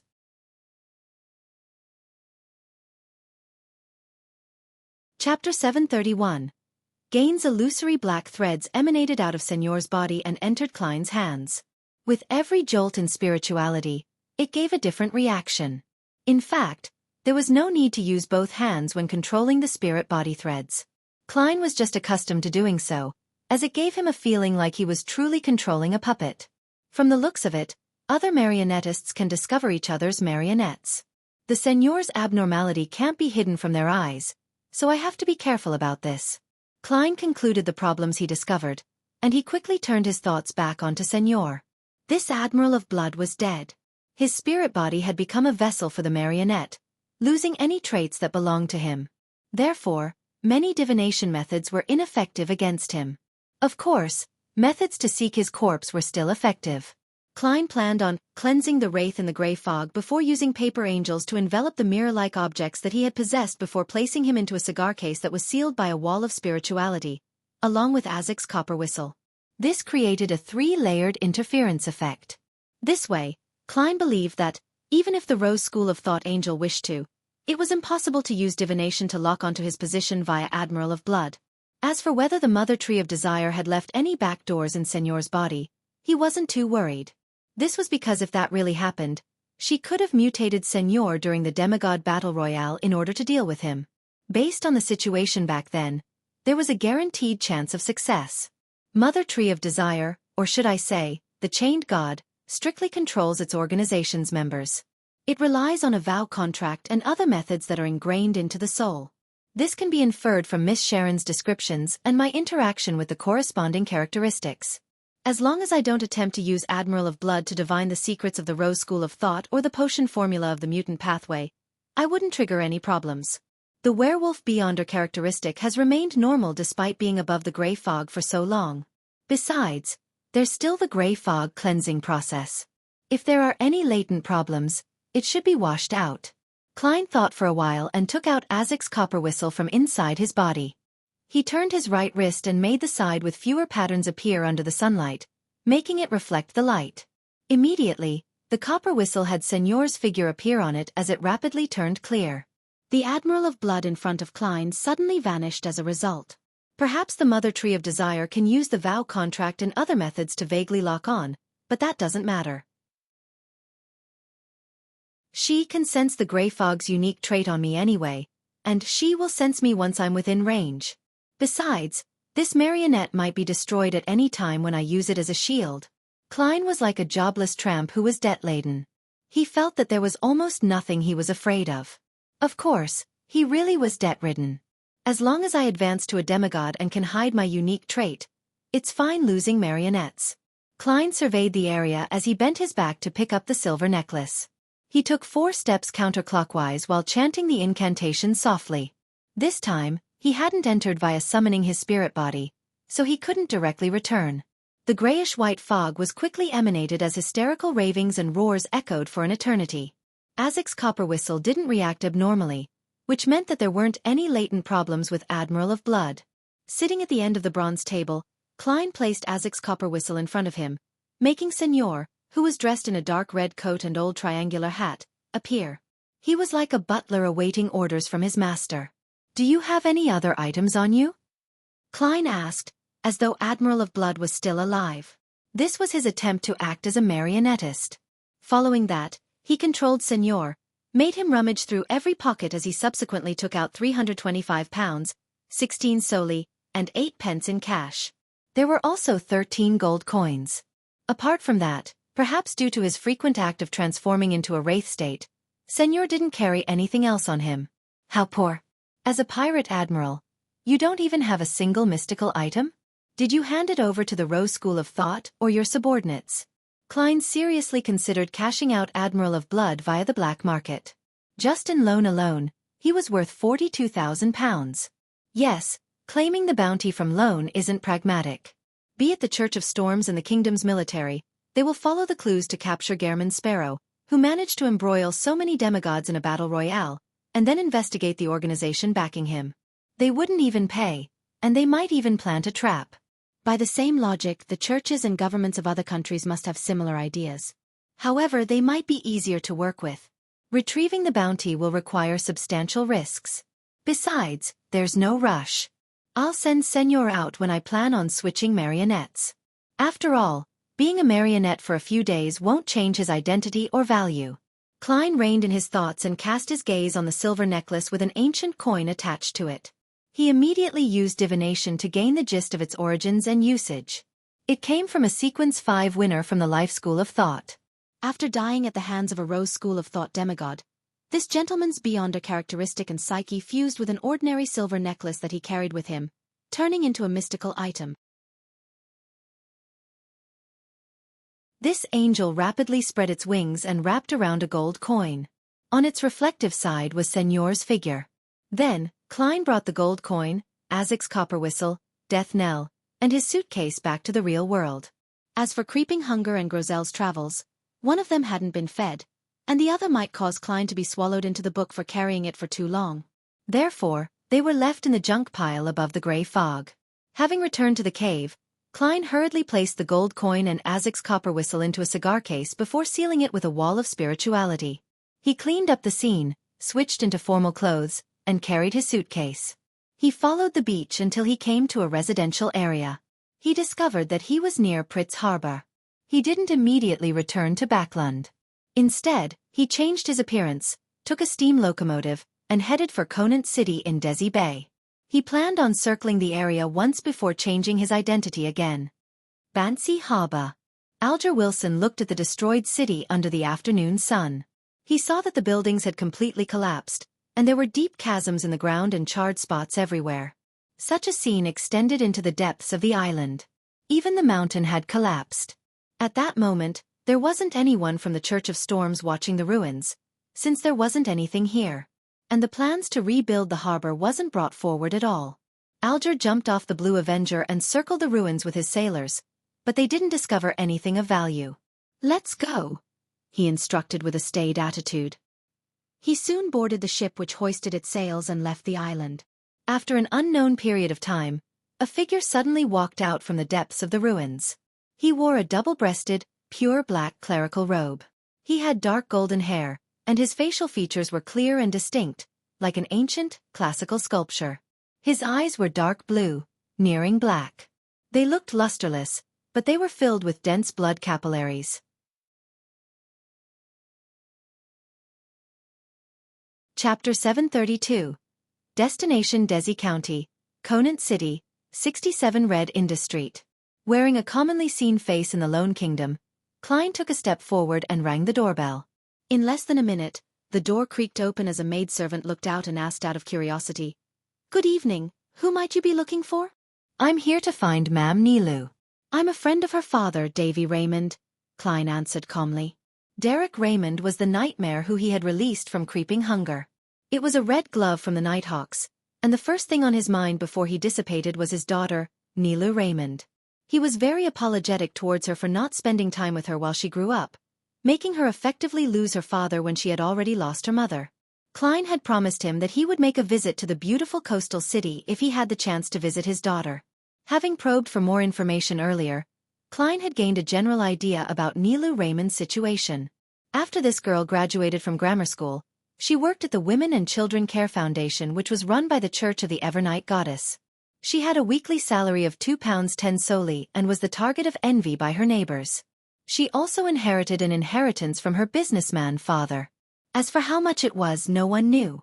They just knew that she was richer than most people from the middle class. Typically speaking, women with such wealth would place great emphasis on their marriage. They would repeatedly select and observe candidates, resulting in their late marriage. However, Nilu had married to a civil servant just a year later. As both parties were believers of the Evernight Goddess, she didn't take on her husband's last name. She continued going by the name Nilu Raymond, and she continued staying at 67 Red Indus Street. After hearing Klein's answer, the maidservant quickly requested him to wait as she entered the living room to report to her mistress. Before long, a woman in a home dress walked to the door. She had black hair and blue eyes. Her face was rather thin, and she was rather pretty. She resembled Davy Raymond. "Good evening, sir. I'm Nilu, Davy Raymond's daughter. May I know when you got to know my father?" Nilu Raymond asked politely but warily. Klein took off his hat and smiled.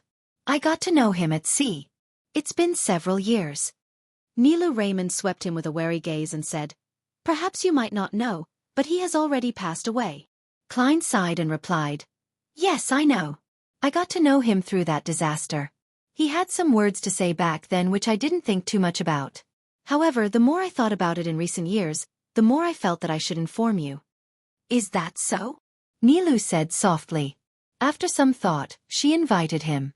"Please come in. Would you mind if my husband listens in?" "This is up to you to decide," Klein frankly replied. Nilu nodded and led Klein into the study. Her husband had the looks of an ordinary civil servant with a gentleman's bearing. He put down his newspapers and followed them in. After both parties sat down, Klein looked at the couple on the sofa and deliberated. Mr. Davy Raymond once experienced disaster after another. He lost his father, mother, wife, brothers, and sisters. Nilu nodded with a deadpan expression. "I know," Klein thought and continued. "He appears to be a merchant, but he was in fact seeking out the murderers who caused that disaster." "I know." Nilu didn't object to it. Klein glanced at her and continued, "He dedicated himself to this matter, and he was very regretful that he didn't manage to spend time with you growing up, making you lose your father alongside your mother." Nilu fell silent for a second before she rapidly replied, "I know." Klein swept his gaze to the old books around him and sighed silently. "He said that his greatest wish was to see you enter the hall of marriage under the witness of the goddess, to have your own family, and to not be lonely anymore. I believe he should be very happy right now." Nilu's gaze slowly moved away from Klein's face as she turned agape, answering only 2 seconds later. "I know." Klein leaned forward slightly as he clasped his hands. "He said that he might die at sea, and he wanted me to tell you that he died as a result of an accident. All the murderers from before have already been punished. You do not need to hate anyone. He also said that he loves you very much and that he's very sorry." Neela remained silent for a few seconds as she blinked. She turned her head to the side and scoffed with an unclear attitude. Got it? Klein gave her a deep look before getting up. I'm done passing on the message. It's time I leave. Met with silence, Neela's husband nodded gently as a gesture of thanks. Klein turned around, walked to the door of the study. Just as he twisted the doorknob, Neela Raymond's voice sounded from behind him, deep and hoarse. What kind of person do you think he was? Klein fell silent for a second, turned his head and curled his lips. He said with a smile, a guardian. He didn't stay any longer as he opened the door and walked to the coat rack. When he wore his hat and left 67 Red Indus Street, soft, restrained sobbing suddenly drilled into his ears. Shaking his head silently, Klein left the burrow and entered a cathedral of the Evernight goddess. Passing through the dark and serene aisle, he sat in the 7th row from the back. He faced the crimson half-moon and the black sacred emblem filled with resplendent stars. He took off his hat, lowered his head, and held his hands to his mouth, just like the many believers present. While praying silently in the silence and tranquility, time quickly passed. Klein slowly opened his eyes as he gently stood up. At the spot where he sat, he left behind an item wrapped in paper. In such a huge reform, the handing over of work and the straightening out of different relationships are very troublesome. Benson swept the mirror in the living room. He couldn't help but lift his hand to comb his hair as he said with a look of displeasure, although I'm only a low-ranking employee in the Ministry of Finance, that doesn't stop me from having plenty of work. The only thing to be happy about it that I've finally survived the darn probationary period. I'll soon have a weekly salary of £3. Melissa put down her book, and she walked to the dining hall and said to Benson, It's dinner time. She paused and said very seriously, I read in the papers that there's something called Donningsman tree sap that has a significant effect on boosting hair growth. Benson's face immediately had mixed expressions. Whoosh! Amidst the whistle, the long steam locomotive chugged into Backlund. Klein picked up his suitcase and once again stepped into the capital of capitals, the land of hope. He discovered that the smog had thinned significantly, and there wasn't the obvious palish yellow colors. The gas street lamps on the platform were already turned on, dispersing the gloominess and darkness. Surveying the area, Klein walked out the steam locomotive station, took the metro and a carriage, and came to a Church of Storms cemetery outside Westborough. Then, he spent a little bit of money and placed Frunzier Edwards' ashes into a partition. By then, this lone soldier had already left Backlund for more than 165 years. After taking a step back, Klein observed it for a moment before using a pen and paper to engrave something on the partition door. Frunzier Edward. He closed his eyes and added, Every journey has its destination.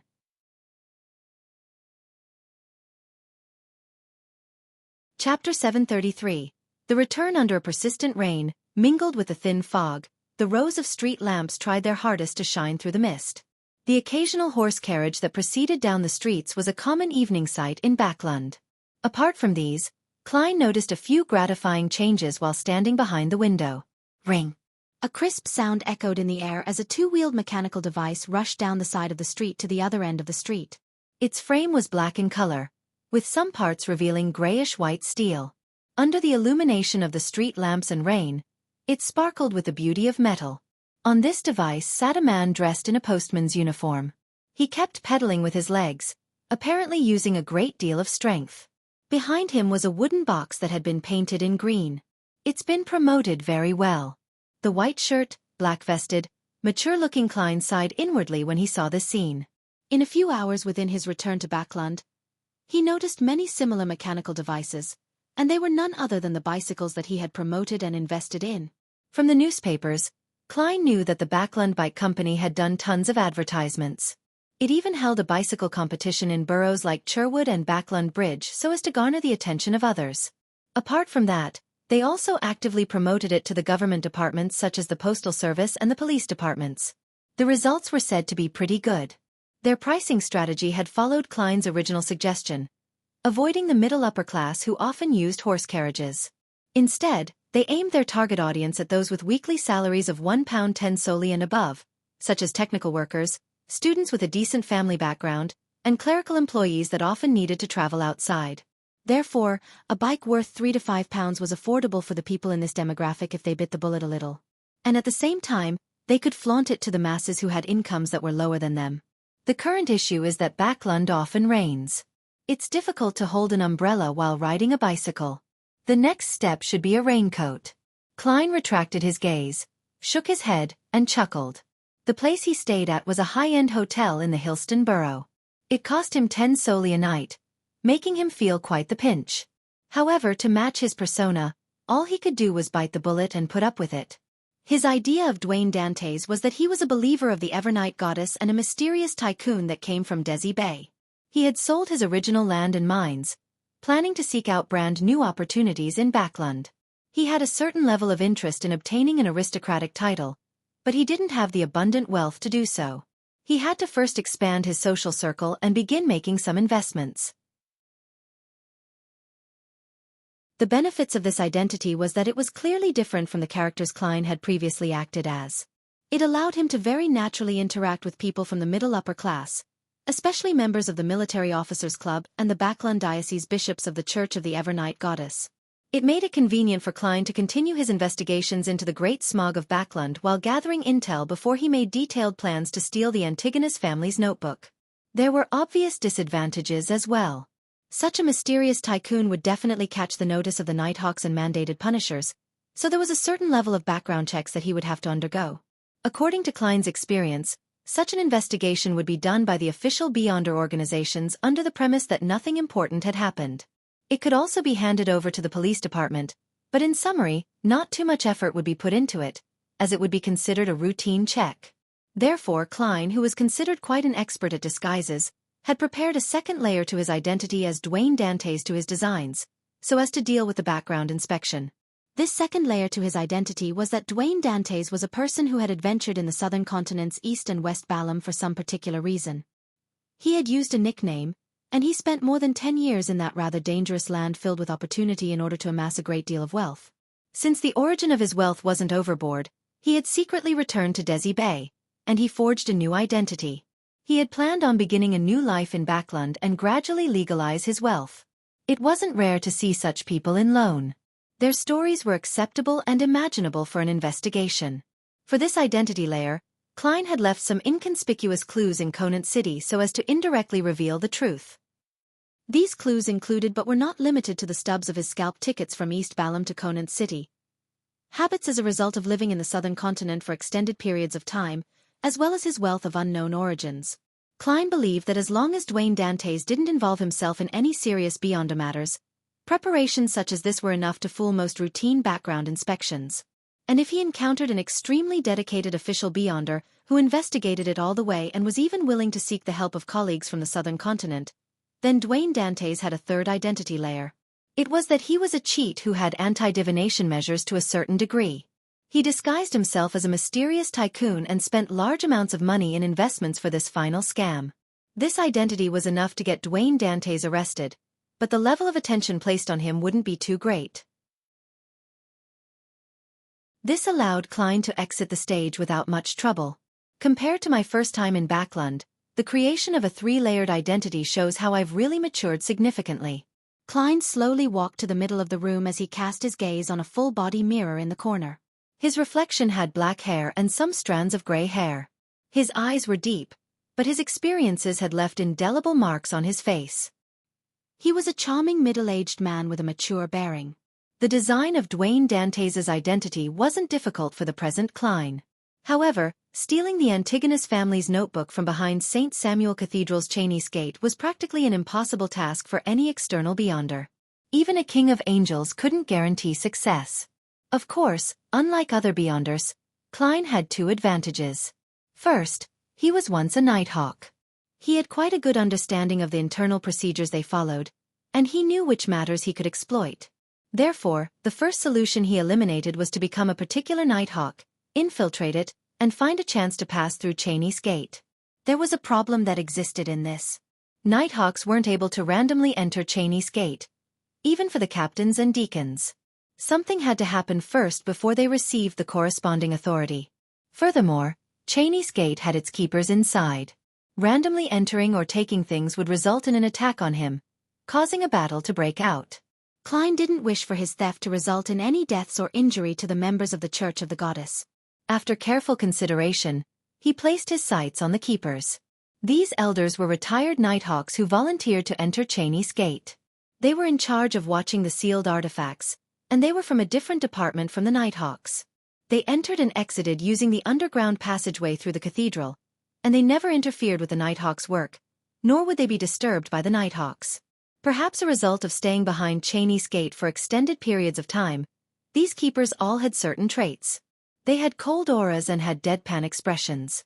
Their skin was pale, and they resembled monsters from the deep darkness who were on the border of life and death. Klein believed that it wasn't difficult for him to locate his target if he met one. His initial plan was to rent a place in North Borough near St. Samuel Cathedral. He would hire a butler, a valet, a maidservant, a gardener, a chef, and a carriage driver to have a front as a tycoon. Then, he would often head to the cathedral to pray piously, participate in mass, donate money, and familiarize himself with the bishops and priests. During this process, he would work hard to find suspected keepers. He would choose 2 or 3 targets and observe their habits. When the opportunity arises, he would imprison one of them, change into his appearance or directly possess him, pass through Chinese Gate, and attempt to flip through or take the Antigonus family's notebook away. This was a very crude plan that was merely a train of thought. It needed to be perfected according to the intelligence Klein would slowly acquire. For this matter, Klein's second advantage was the Tarot Club. He had assistants that the Church of the Evernight Goddess and the Nighthawks would never think of. Furthermore, he could consider extending the recruitment of a Backlund Diocese Nighthawk or Keeper into the gathering. He could then complete the theft through this traitor, just like how Emperor Roselle was used to obtain the Antigonus family's notebook by Zeratul. I've got to frequently head to the cathedral. Only by doing so can I find a target. Klein faced the mirror as he silently nodded. It had to be said that he felt conflicted. If a true Nighthawk or Keeper were to betray the church to serve Mr. Fool, his first thought was to unleash divine punishment to get rid of this despicable traitor. After exhaling, he gave a self-deprecating laugh. He wore his double-breasted frock coat and hat, walked out the room, and reached the streets. With an umbrella, he circled to another street. Taking advantage of the distant street lamp and the drizzle, he suddenly changed back into Sherlock Moriarty. Glancing at his wrinkled trousers, Klein stopped a carriage and planned on heading to Isengard Stanton's house in Hillston Borough. Half an hour later, the somewhat ancient and dark building appeared before Klein's eyes. He paid 2 solely for his ride as he walked steadily around the puddles amidst the drizzle that refracted the yellowish light of dusk before coming to the famous detective's doorstep. Putting away his umbrella, he reached out to ring the doorbell and waited for a moment before seeing a man with a wide face open the door. The man had a head of malt-colored hair, grayish-blue eyes, and high cheekbones. He had the traits of someone from Lenberg or Mason. Mr. Isengard Stanton's new assistant? Someone from the Church of the God of Knowledge and Wisdom? Klein took off his hat and said with a smile, "Good evening, is Mr. Isengard Stanton home?" "He is. He just had his dinner after a busy day at work," the malt-colored lad replied politely. "May I know who you are?" Klein chortled and said, "Tell the good detective that a friend of his has returned from his vacation." The young man was taken aback as he blurted out, "Mr. Sherlock Moriarty?" Chapter 734. Old friends. You actually know me? This means that Mr. Isengard Stanton often mentions me as a friend, or does it mean that the Church of the God of Knowledge and Wisdom knows that I was embroiled in the great smog of Backlund? Klein smiled as he nodded in an unperturbed manner. "Yes, I'm Sherlock Moriarty." The grayish-blue-eyed lad immediately gave way as he warmly gestured him in. "Mr. Stanton has been worried about you all this time. He was afraid that you met with trouble. He can now be at peace." Klein handed him his umbrella as he took off his hat and coat while walking in. At this moment, Isengard Stanton, who had sensed something, had put down his papers and pipe, and he left his reclining chair to take a look. "Oh my, Sherlock, you're finally back. It's been so long, my friend." The thin Isengard with grayed sides revealed a smile as he came over with welcoming arms in an attempt to give him a greeting hug. Klein wasn't used to such a custom, so he forced himself to reciprocate it and smile. "Mr. Stanton, this isn't something a believer of wisdom would do." The bishops and priests of the God of Knowledge and Wisdom had their pride, and they seldom gave greeting hugs. But in fact, apart from the boorish Faisak Empire and the liberal Intis Kingdom, such a manner of etiquette was rare in other countries and regions. It only happened among very familiar friends. Isengard took 2 steps back and chuckled. No, Sherlock. We're never stingy with respect and friendliness towards intelligent friends. In my heart, you're one of the top 5 detectives in all of Backland. I like that. Klein smiled inwardly as he retorted in jest. So you're one of the top 3 detectives? To be praised as having true wisdom by a sequence 7 believer of the god of knowledge and wisdom was really delighting. I wish that you share the same thoughts as myself, Isengard skillfully and gently replied. Then, he invited him to the living room and to the sofa. He leaned into a reclining chair and picked up his pipe. With a deep breath he exhaled. I'm very happy that nothing bad happened to you. You seem especially fine, both in body and mind. How was it? Was Desi Bay fun? Klein had already prepared an excuse as he calmly smiled. In fact, I didn't go to Desi Bay. I ended up going to Constant. Heh. I was previously embroiled in some trouble in Backland, so I could only find a place to hide. Sherlock Moriarty was a gentleman from mid-Seashire who had a slight accent. It was a very normal choice to return to his hometown after causing trouble. Constant was mid-Seashire's capital. I know, Isengard replied heavily. He didn't inquire about the trouble which Sherlock had involved himself in. Instead, he said with a smile, in short, welcome back to Backland. Come to me if you need any help.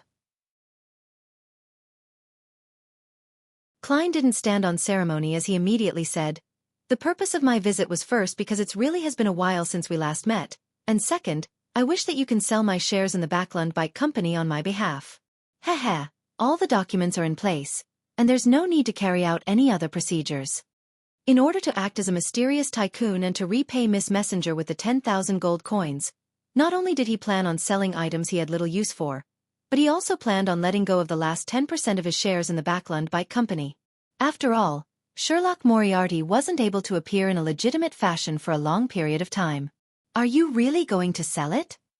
Isengard stroked his pipe and said, although I've never been a businessman, I can tell that the bike is a product that's of great value and something that can be promoted on a large scale. Its commercial future is like the newly risen sun, and it has yet to reach its limits. You'll be losing plenty of money by selling it now. That's why a buyer will be very willing to raise the price significantly because of this expected value. Klein chuckled. I believe the people who can tell the value of the bike and its future aren't in the minority. And Frommes and Leopard are definitely unwilling to reduce any part of their holdings at this stage. There shouldn't be a problem selling my 10% shares at twice or thrice the normal price. Isengard, the pricing of shares isn't about the present, but about its future. To illustrate an alluring story for the buyer and investor, and drawing a beautiful future is very necessary. Of course, the value and future of the bike don't require additional input from me. Anyone with any business sense can tell. The only problem stems in the rubber production. Klein silently added inwardly. The pricing of shares isn't about the present, but about its future. Isengard softly repeated Klein's words, and after a moment he sincerely sighed. Sherlock, perhaps you should be involved in the business world. However, there will always be many accidents present. To dare to take risks is equivalent to chivalry in business. Oh well, I admit that I've recently been in dire need of large sums of cash, Klein replied with a smile. Isengard picked up his pipe as he gave it a satisfactory suck. You've convinced me.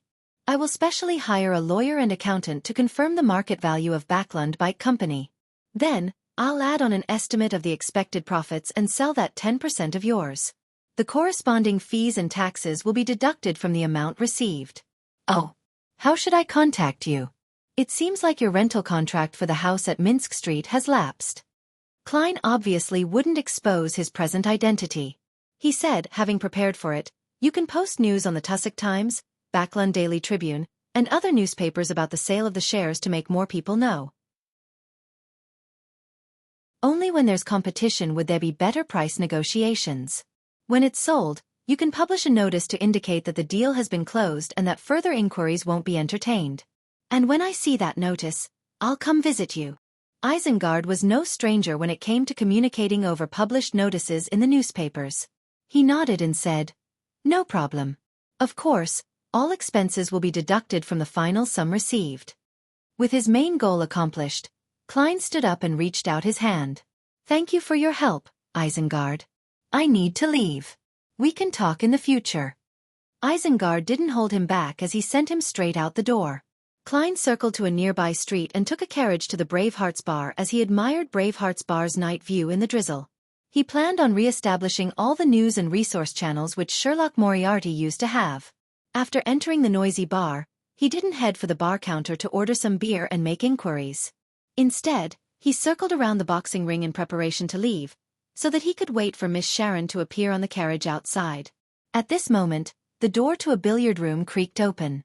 Ian, with an old coat, walked out with newspapers in hand. His red eyes did a cursory sweep when he suddenly noticed a familiar figure. He gaped his mouth, but he didn't say his name. He greeted in pleasant surprise. "Good evening, sir. Is there anything I can help you with?" "Not for now. I'm only here to visit an old friend." Klein smiled warmly. As he spoke, he noticed that the papers in Ian's hand was News at Sea. On it was a striking headline. Shocking! Crazy adventurer made a fugitive. Crazy adventurer. Klein intuitively believed that it had nothing to do with him. Ian noticed his gaze and raised the newspapers with a smile. This is one of the rare up-to-date reports from News at Sea because the bounties have already appeared in various places. The crazy adventurer, Gehrman Sparrow, plotted to bring harm on the City of Generosity, and he has been proven to be a member of a cult. In this incident, thanks to the Church of Storms and the military, no one from Byam was injured. But Admiral of Blood Senor, who was involved in the matter, vanished as a result. It's suspected that he has been killed by Gehrman Sparrow. Guess how much of a bounty they are offering for Gehrman Sparrow? £50,000. It has exceeded Admiral of Blood's, and it's almost reached that of Admiral Hell's. £50,000. Klein's heart stirred. He calmed the palpitations in his heart as he replied with a smile. Unfortunately, few people can claim such a bounty. He pointed at the bar's entrance and said, "I'll come to look for you again when I have the time." "All right." Ian didn't ask further as he mentioned in passing, "Is Mr. White from the Harvest Church your friend? That fellow Emlyn is finally willing to get out of the house." For those primordial moon believers? Klein nodded. "That's right." After saying that, he squeezed through the crowd and pushed open the door to leave the Braveheart's Bar. After getting onto a rental carriage, Klein cast his gaze outside, awaiting Miss Sharon's appearance. Of course, he wasn't certain that she was here. Months had passed, so it was very possible that this lady and Marek had switched their area of activity. Silently, Klein's spiritual perception was triggered as he turned to look at the window. On the glass which could reflect the night view, a young lady in a black bonnet and Gothic-styled black dress clearly appeared. Turning his head, Klein saw Miss Sharon sitting opposite him. Her pale blonde hair, blue eyes, and pale expression didn't seem any different from before. "Good evening." Klein, who no longer needed to act as Gehrman Sparrow, greeted first. Sharon got up a little and curtsied. Realizing that she might have read News at Sea, he was momentarily unable to find a topic for small talk. He cleared his throat and directly said, "I killed Senor." "Okay." Sharon nodded slightly, indicating that she was aware. Klein smiled as he continued, "If Marek still needs the beyonder characteristic of a wraith, he can wait and prepare the money needed. Once I find a replacement, I'll sell Senor to him." Sharon didn't ask what replacement meant as she replied, "After seeing that piece of news, he has been awaiting your return." "Very good." Klein chuckled. He reached out for his collar, pulled out a silver necklace and said, "Senor's lucky item. You should know about it, right?" Sharon tersely answered as she waited for Klein to continue. "I plan to sell either this or the biological poison bottle. Would you, or people from your circle, be interested?" Klein took the initiative to ask.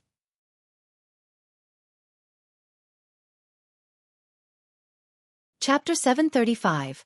Another visit. Sharon was silent for 2 seconds before she said, "I'll help ask." "It means you need to consider it?" "That's right. The negative effects of scales of luck does leave one hesitant. However, biological poison bottle is really compatible with a wraith.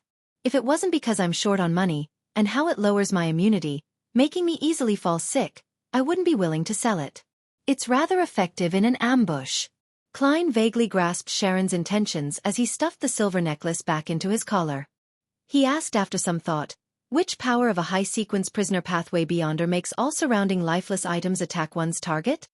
Puppet, Sharon succinctly replied. It's the power of a sequence 4 puppet, turning themselves into a lifeless puppet, so that they are able to control all lifeless objects in a certain range. Advancing further, will they be able to directly influence the mystical items of an enemy? Klein nodded in enlightenment and asked, Then do you know that demigod? He immediately described in detail the appearance of the elder who had attacked him outside Byam. Shanks, Sharon calmly said a name. I actually wish that you could share with me more about him. Klein knew Miss Sharon's style as he said with an exasperated smile. Then do you know Zatwin? He was the mentor of the naturism sex leader in Oravi Island. The demigod who was pursuing us, Sharon answered without hiding anything or any emotions, like a doll. That's the one who made me feel like the chairs, tables, and curtains wished to kill me. What a coincidence. However, it wasn't arranged. It just proves that as a secret organization, the Rose School of Thought, with a history of over 1,000 years, doesn't have that many demigods. Perhaps it has about the same number as the Aurora Order. The number of saints number around 5, and the number of angels and grade 0 sealed artifacts number about 2 to 3. Of course, this is also because they were suppressed by the 7 major churches, reducing their headquarters to colonies. At the height of their powers, they might have had far more than these. Klein thought and asked again, Then, do you know the Rose School of Thought member that is able to make an entire mountain tremble with just one arm?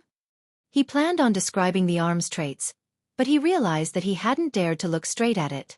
Sharon listened quietly as her eyes darted around as though they came to life. She asked with a clear voice, What did you encounter? A saint, an angel, as well as Sea King, an Aurora Order demigod, a monster byproduct from the numinous episcopate's artificial death.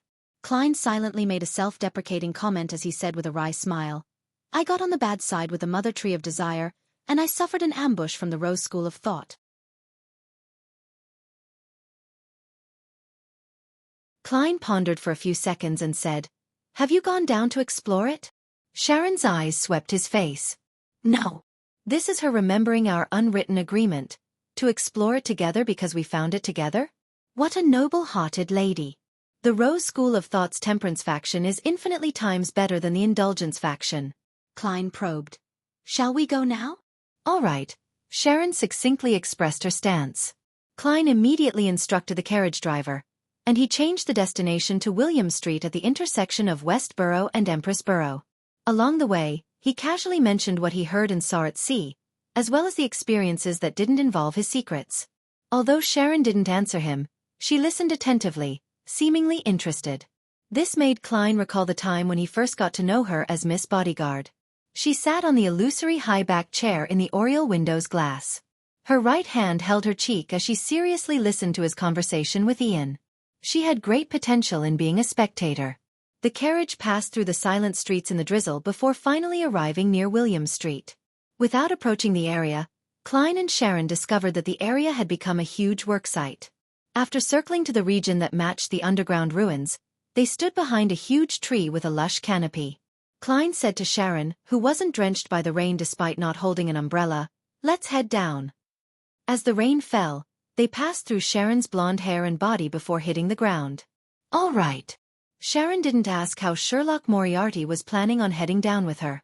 Klein reached his hand into his pocket and easily removed the wall of spirituality, and he opened the iron cigar case. Beside him, a figure suddenly appeared. It was none other than Admiral of Blood Seigneur, who wore a dark red coat and an old triangular hat. He will head down in my stead, Klein said with a smile. Immediately following that, he controlled his marionette in a composed manner. Seigneur immediately pressed his hand to his chest and bowed at Sharon. Good evening. I'm honored to work with you. Sharon swept her gaze across Klein and Seigneur, and without a word, her body sank into the soil. Miss Sharon seems to detest Seigneur quite significantly. Klein curled his lips and made Admiral of Blood rapidly turn into a wraith and sink. As for himself, he leaned on a tree, half closed his eyes as he seriously controlled the marionette. There wasn't anyone around him, and the drizzle was light and the streetlights dim. Slowly, Klein found the feeling of being a marionettist. His vision and Seigneur's vision overlapped with one another as he saw black-brown soil, squirming worms, and miscellaneous items in between the rocks. As they passed through layers of obstacles, they arrived at the region where the ruin once was. The dome ceiling had collapsed and the stone columns had snapped. The area was filled with soil and rubble, looking nothing like it once was. Such a scene made Klein believe that the humanoid statues of the 6 deities had been completely destroyed. To his joy, their location was relatively close to the room which sealed the evil spirit. That meant that he didn't need to worry that any subsequent exploration would exceed the 100-meter range for the control of his marionette. Amidst the smell of soil and rot, they soon entered the previously menacing room. However, between the rubble and soil, there were only a few signs of crushed bone and rotting clothes. The dark gold and deep blue light from before had all vanished. The Beyonder characteristics have been taken away by the Nighthawks and machinery hive mind. Señor's expression twitched as it perfectly reflected Klein's mood. Sharon turned around in the dark solid environment and gently shook her head. They didn't send anyone in. There are no traces of living creatures existing in here. That's right. If a living person had entered and exited this room over the past half-year, a wraith should be able to sense it. Besides, the deity statues obviously cannot be seen by the Nighthawks and machinery hive mind. Where did those Beyonder characteristics go? As Klein frowned, Señor had a similar reaction. Could it be that the evil spirit wasn't completely obliterated? It had long escaped? Klein thought about it when he suddenly came to an alarming conclusion.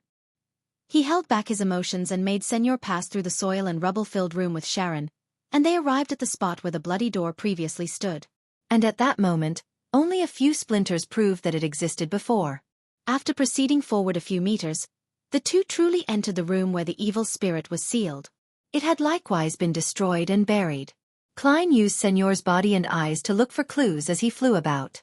There should be a black high-back chair here. Sharon stopped and pointed at the splinters above 2 rocks. Klein instantly recalled the scene he had once seen in the dream. The young man suspected of being Medici had sat on a high-back chair. His head drooped low as though dead. Sharon didn't pause. She continued proceeding in the compressed soil in search for any traces. Suddenly, she spoke again. There should be one here. Another one? A second black high-back chair? Klein floated over in surprise. You're tuning in to the Xiaofan's Wuxia Tales YouTube channel. Don't forget to subscribe and join us on this journey to catch the most captivating stories.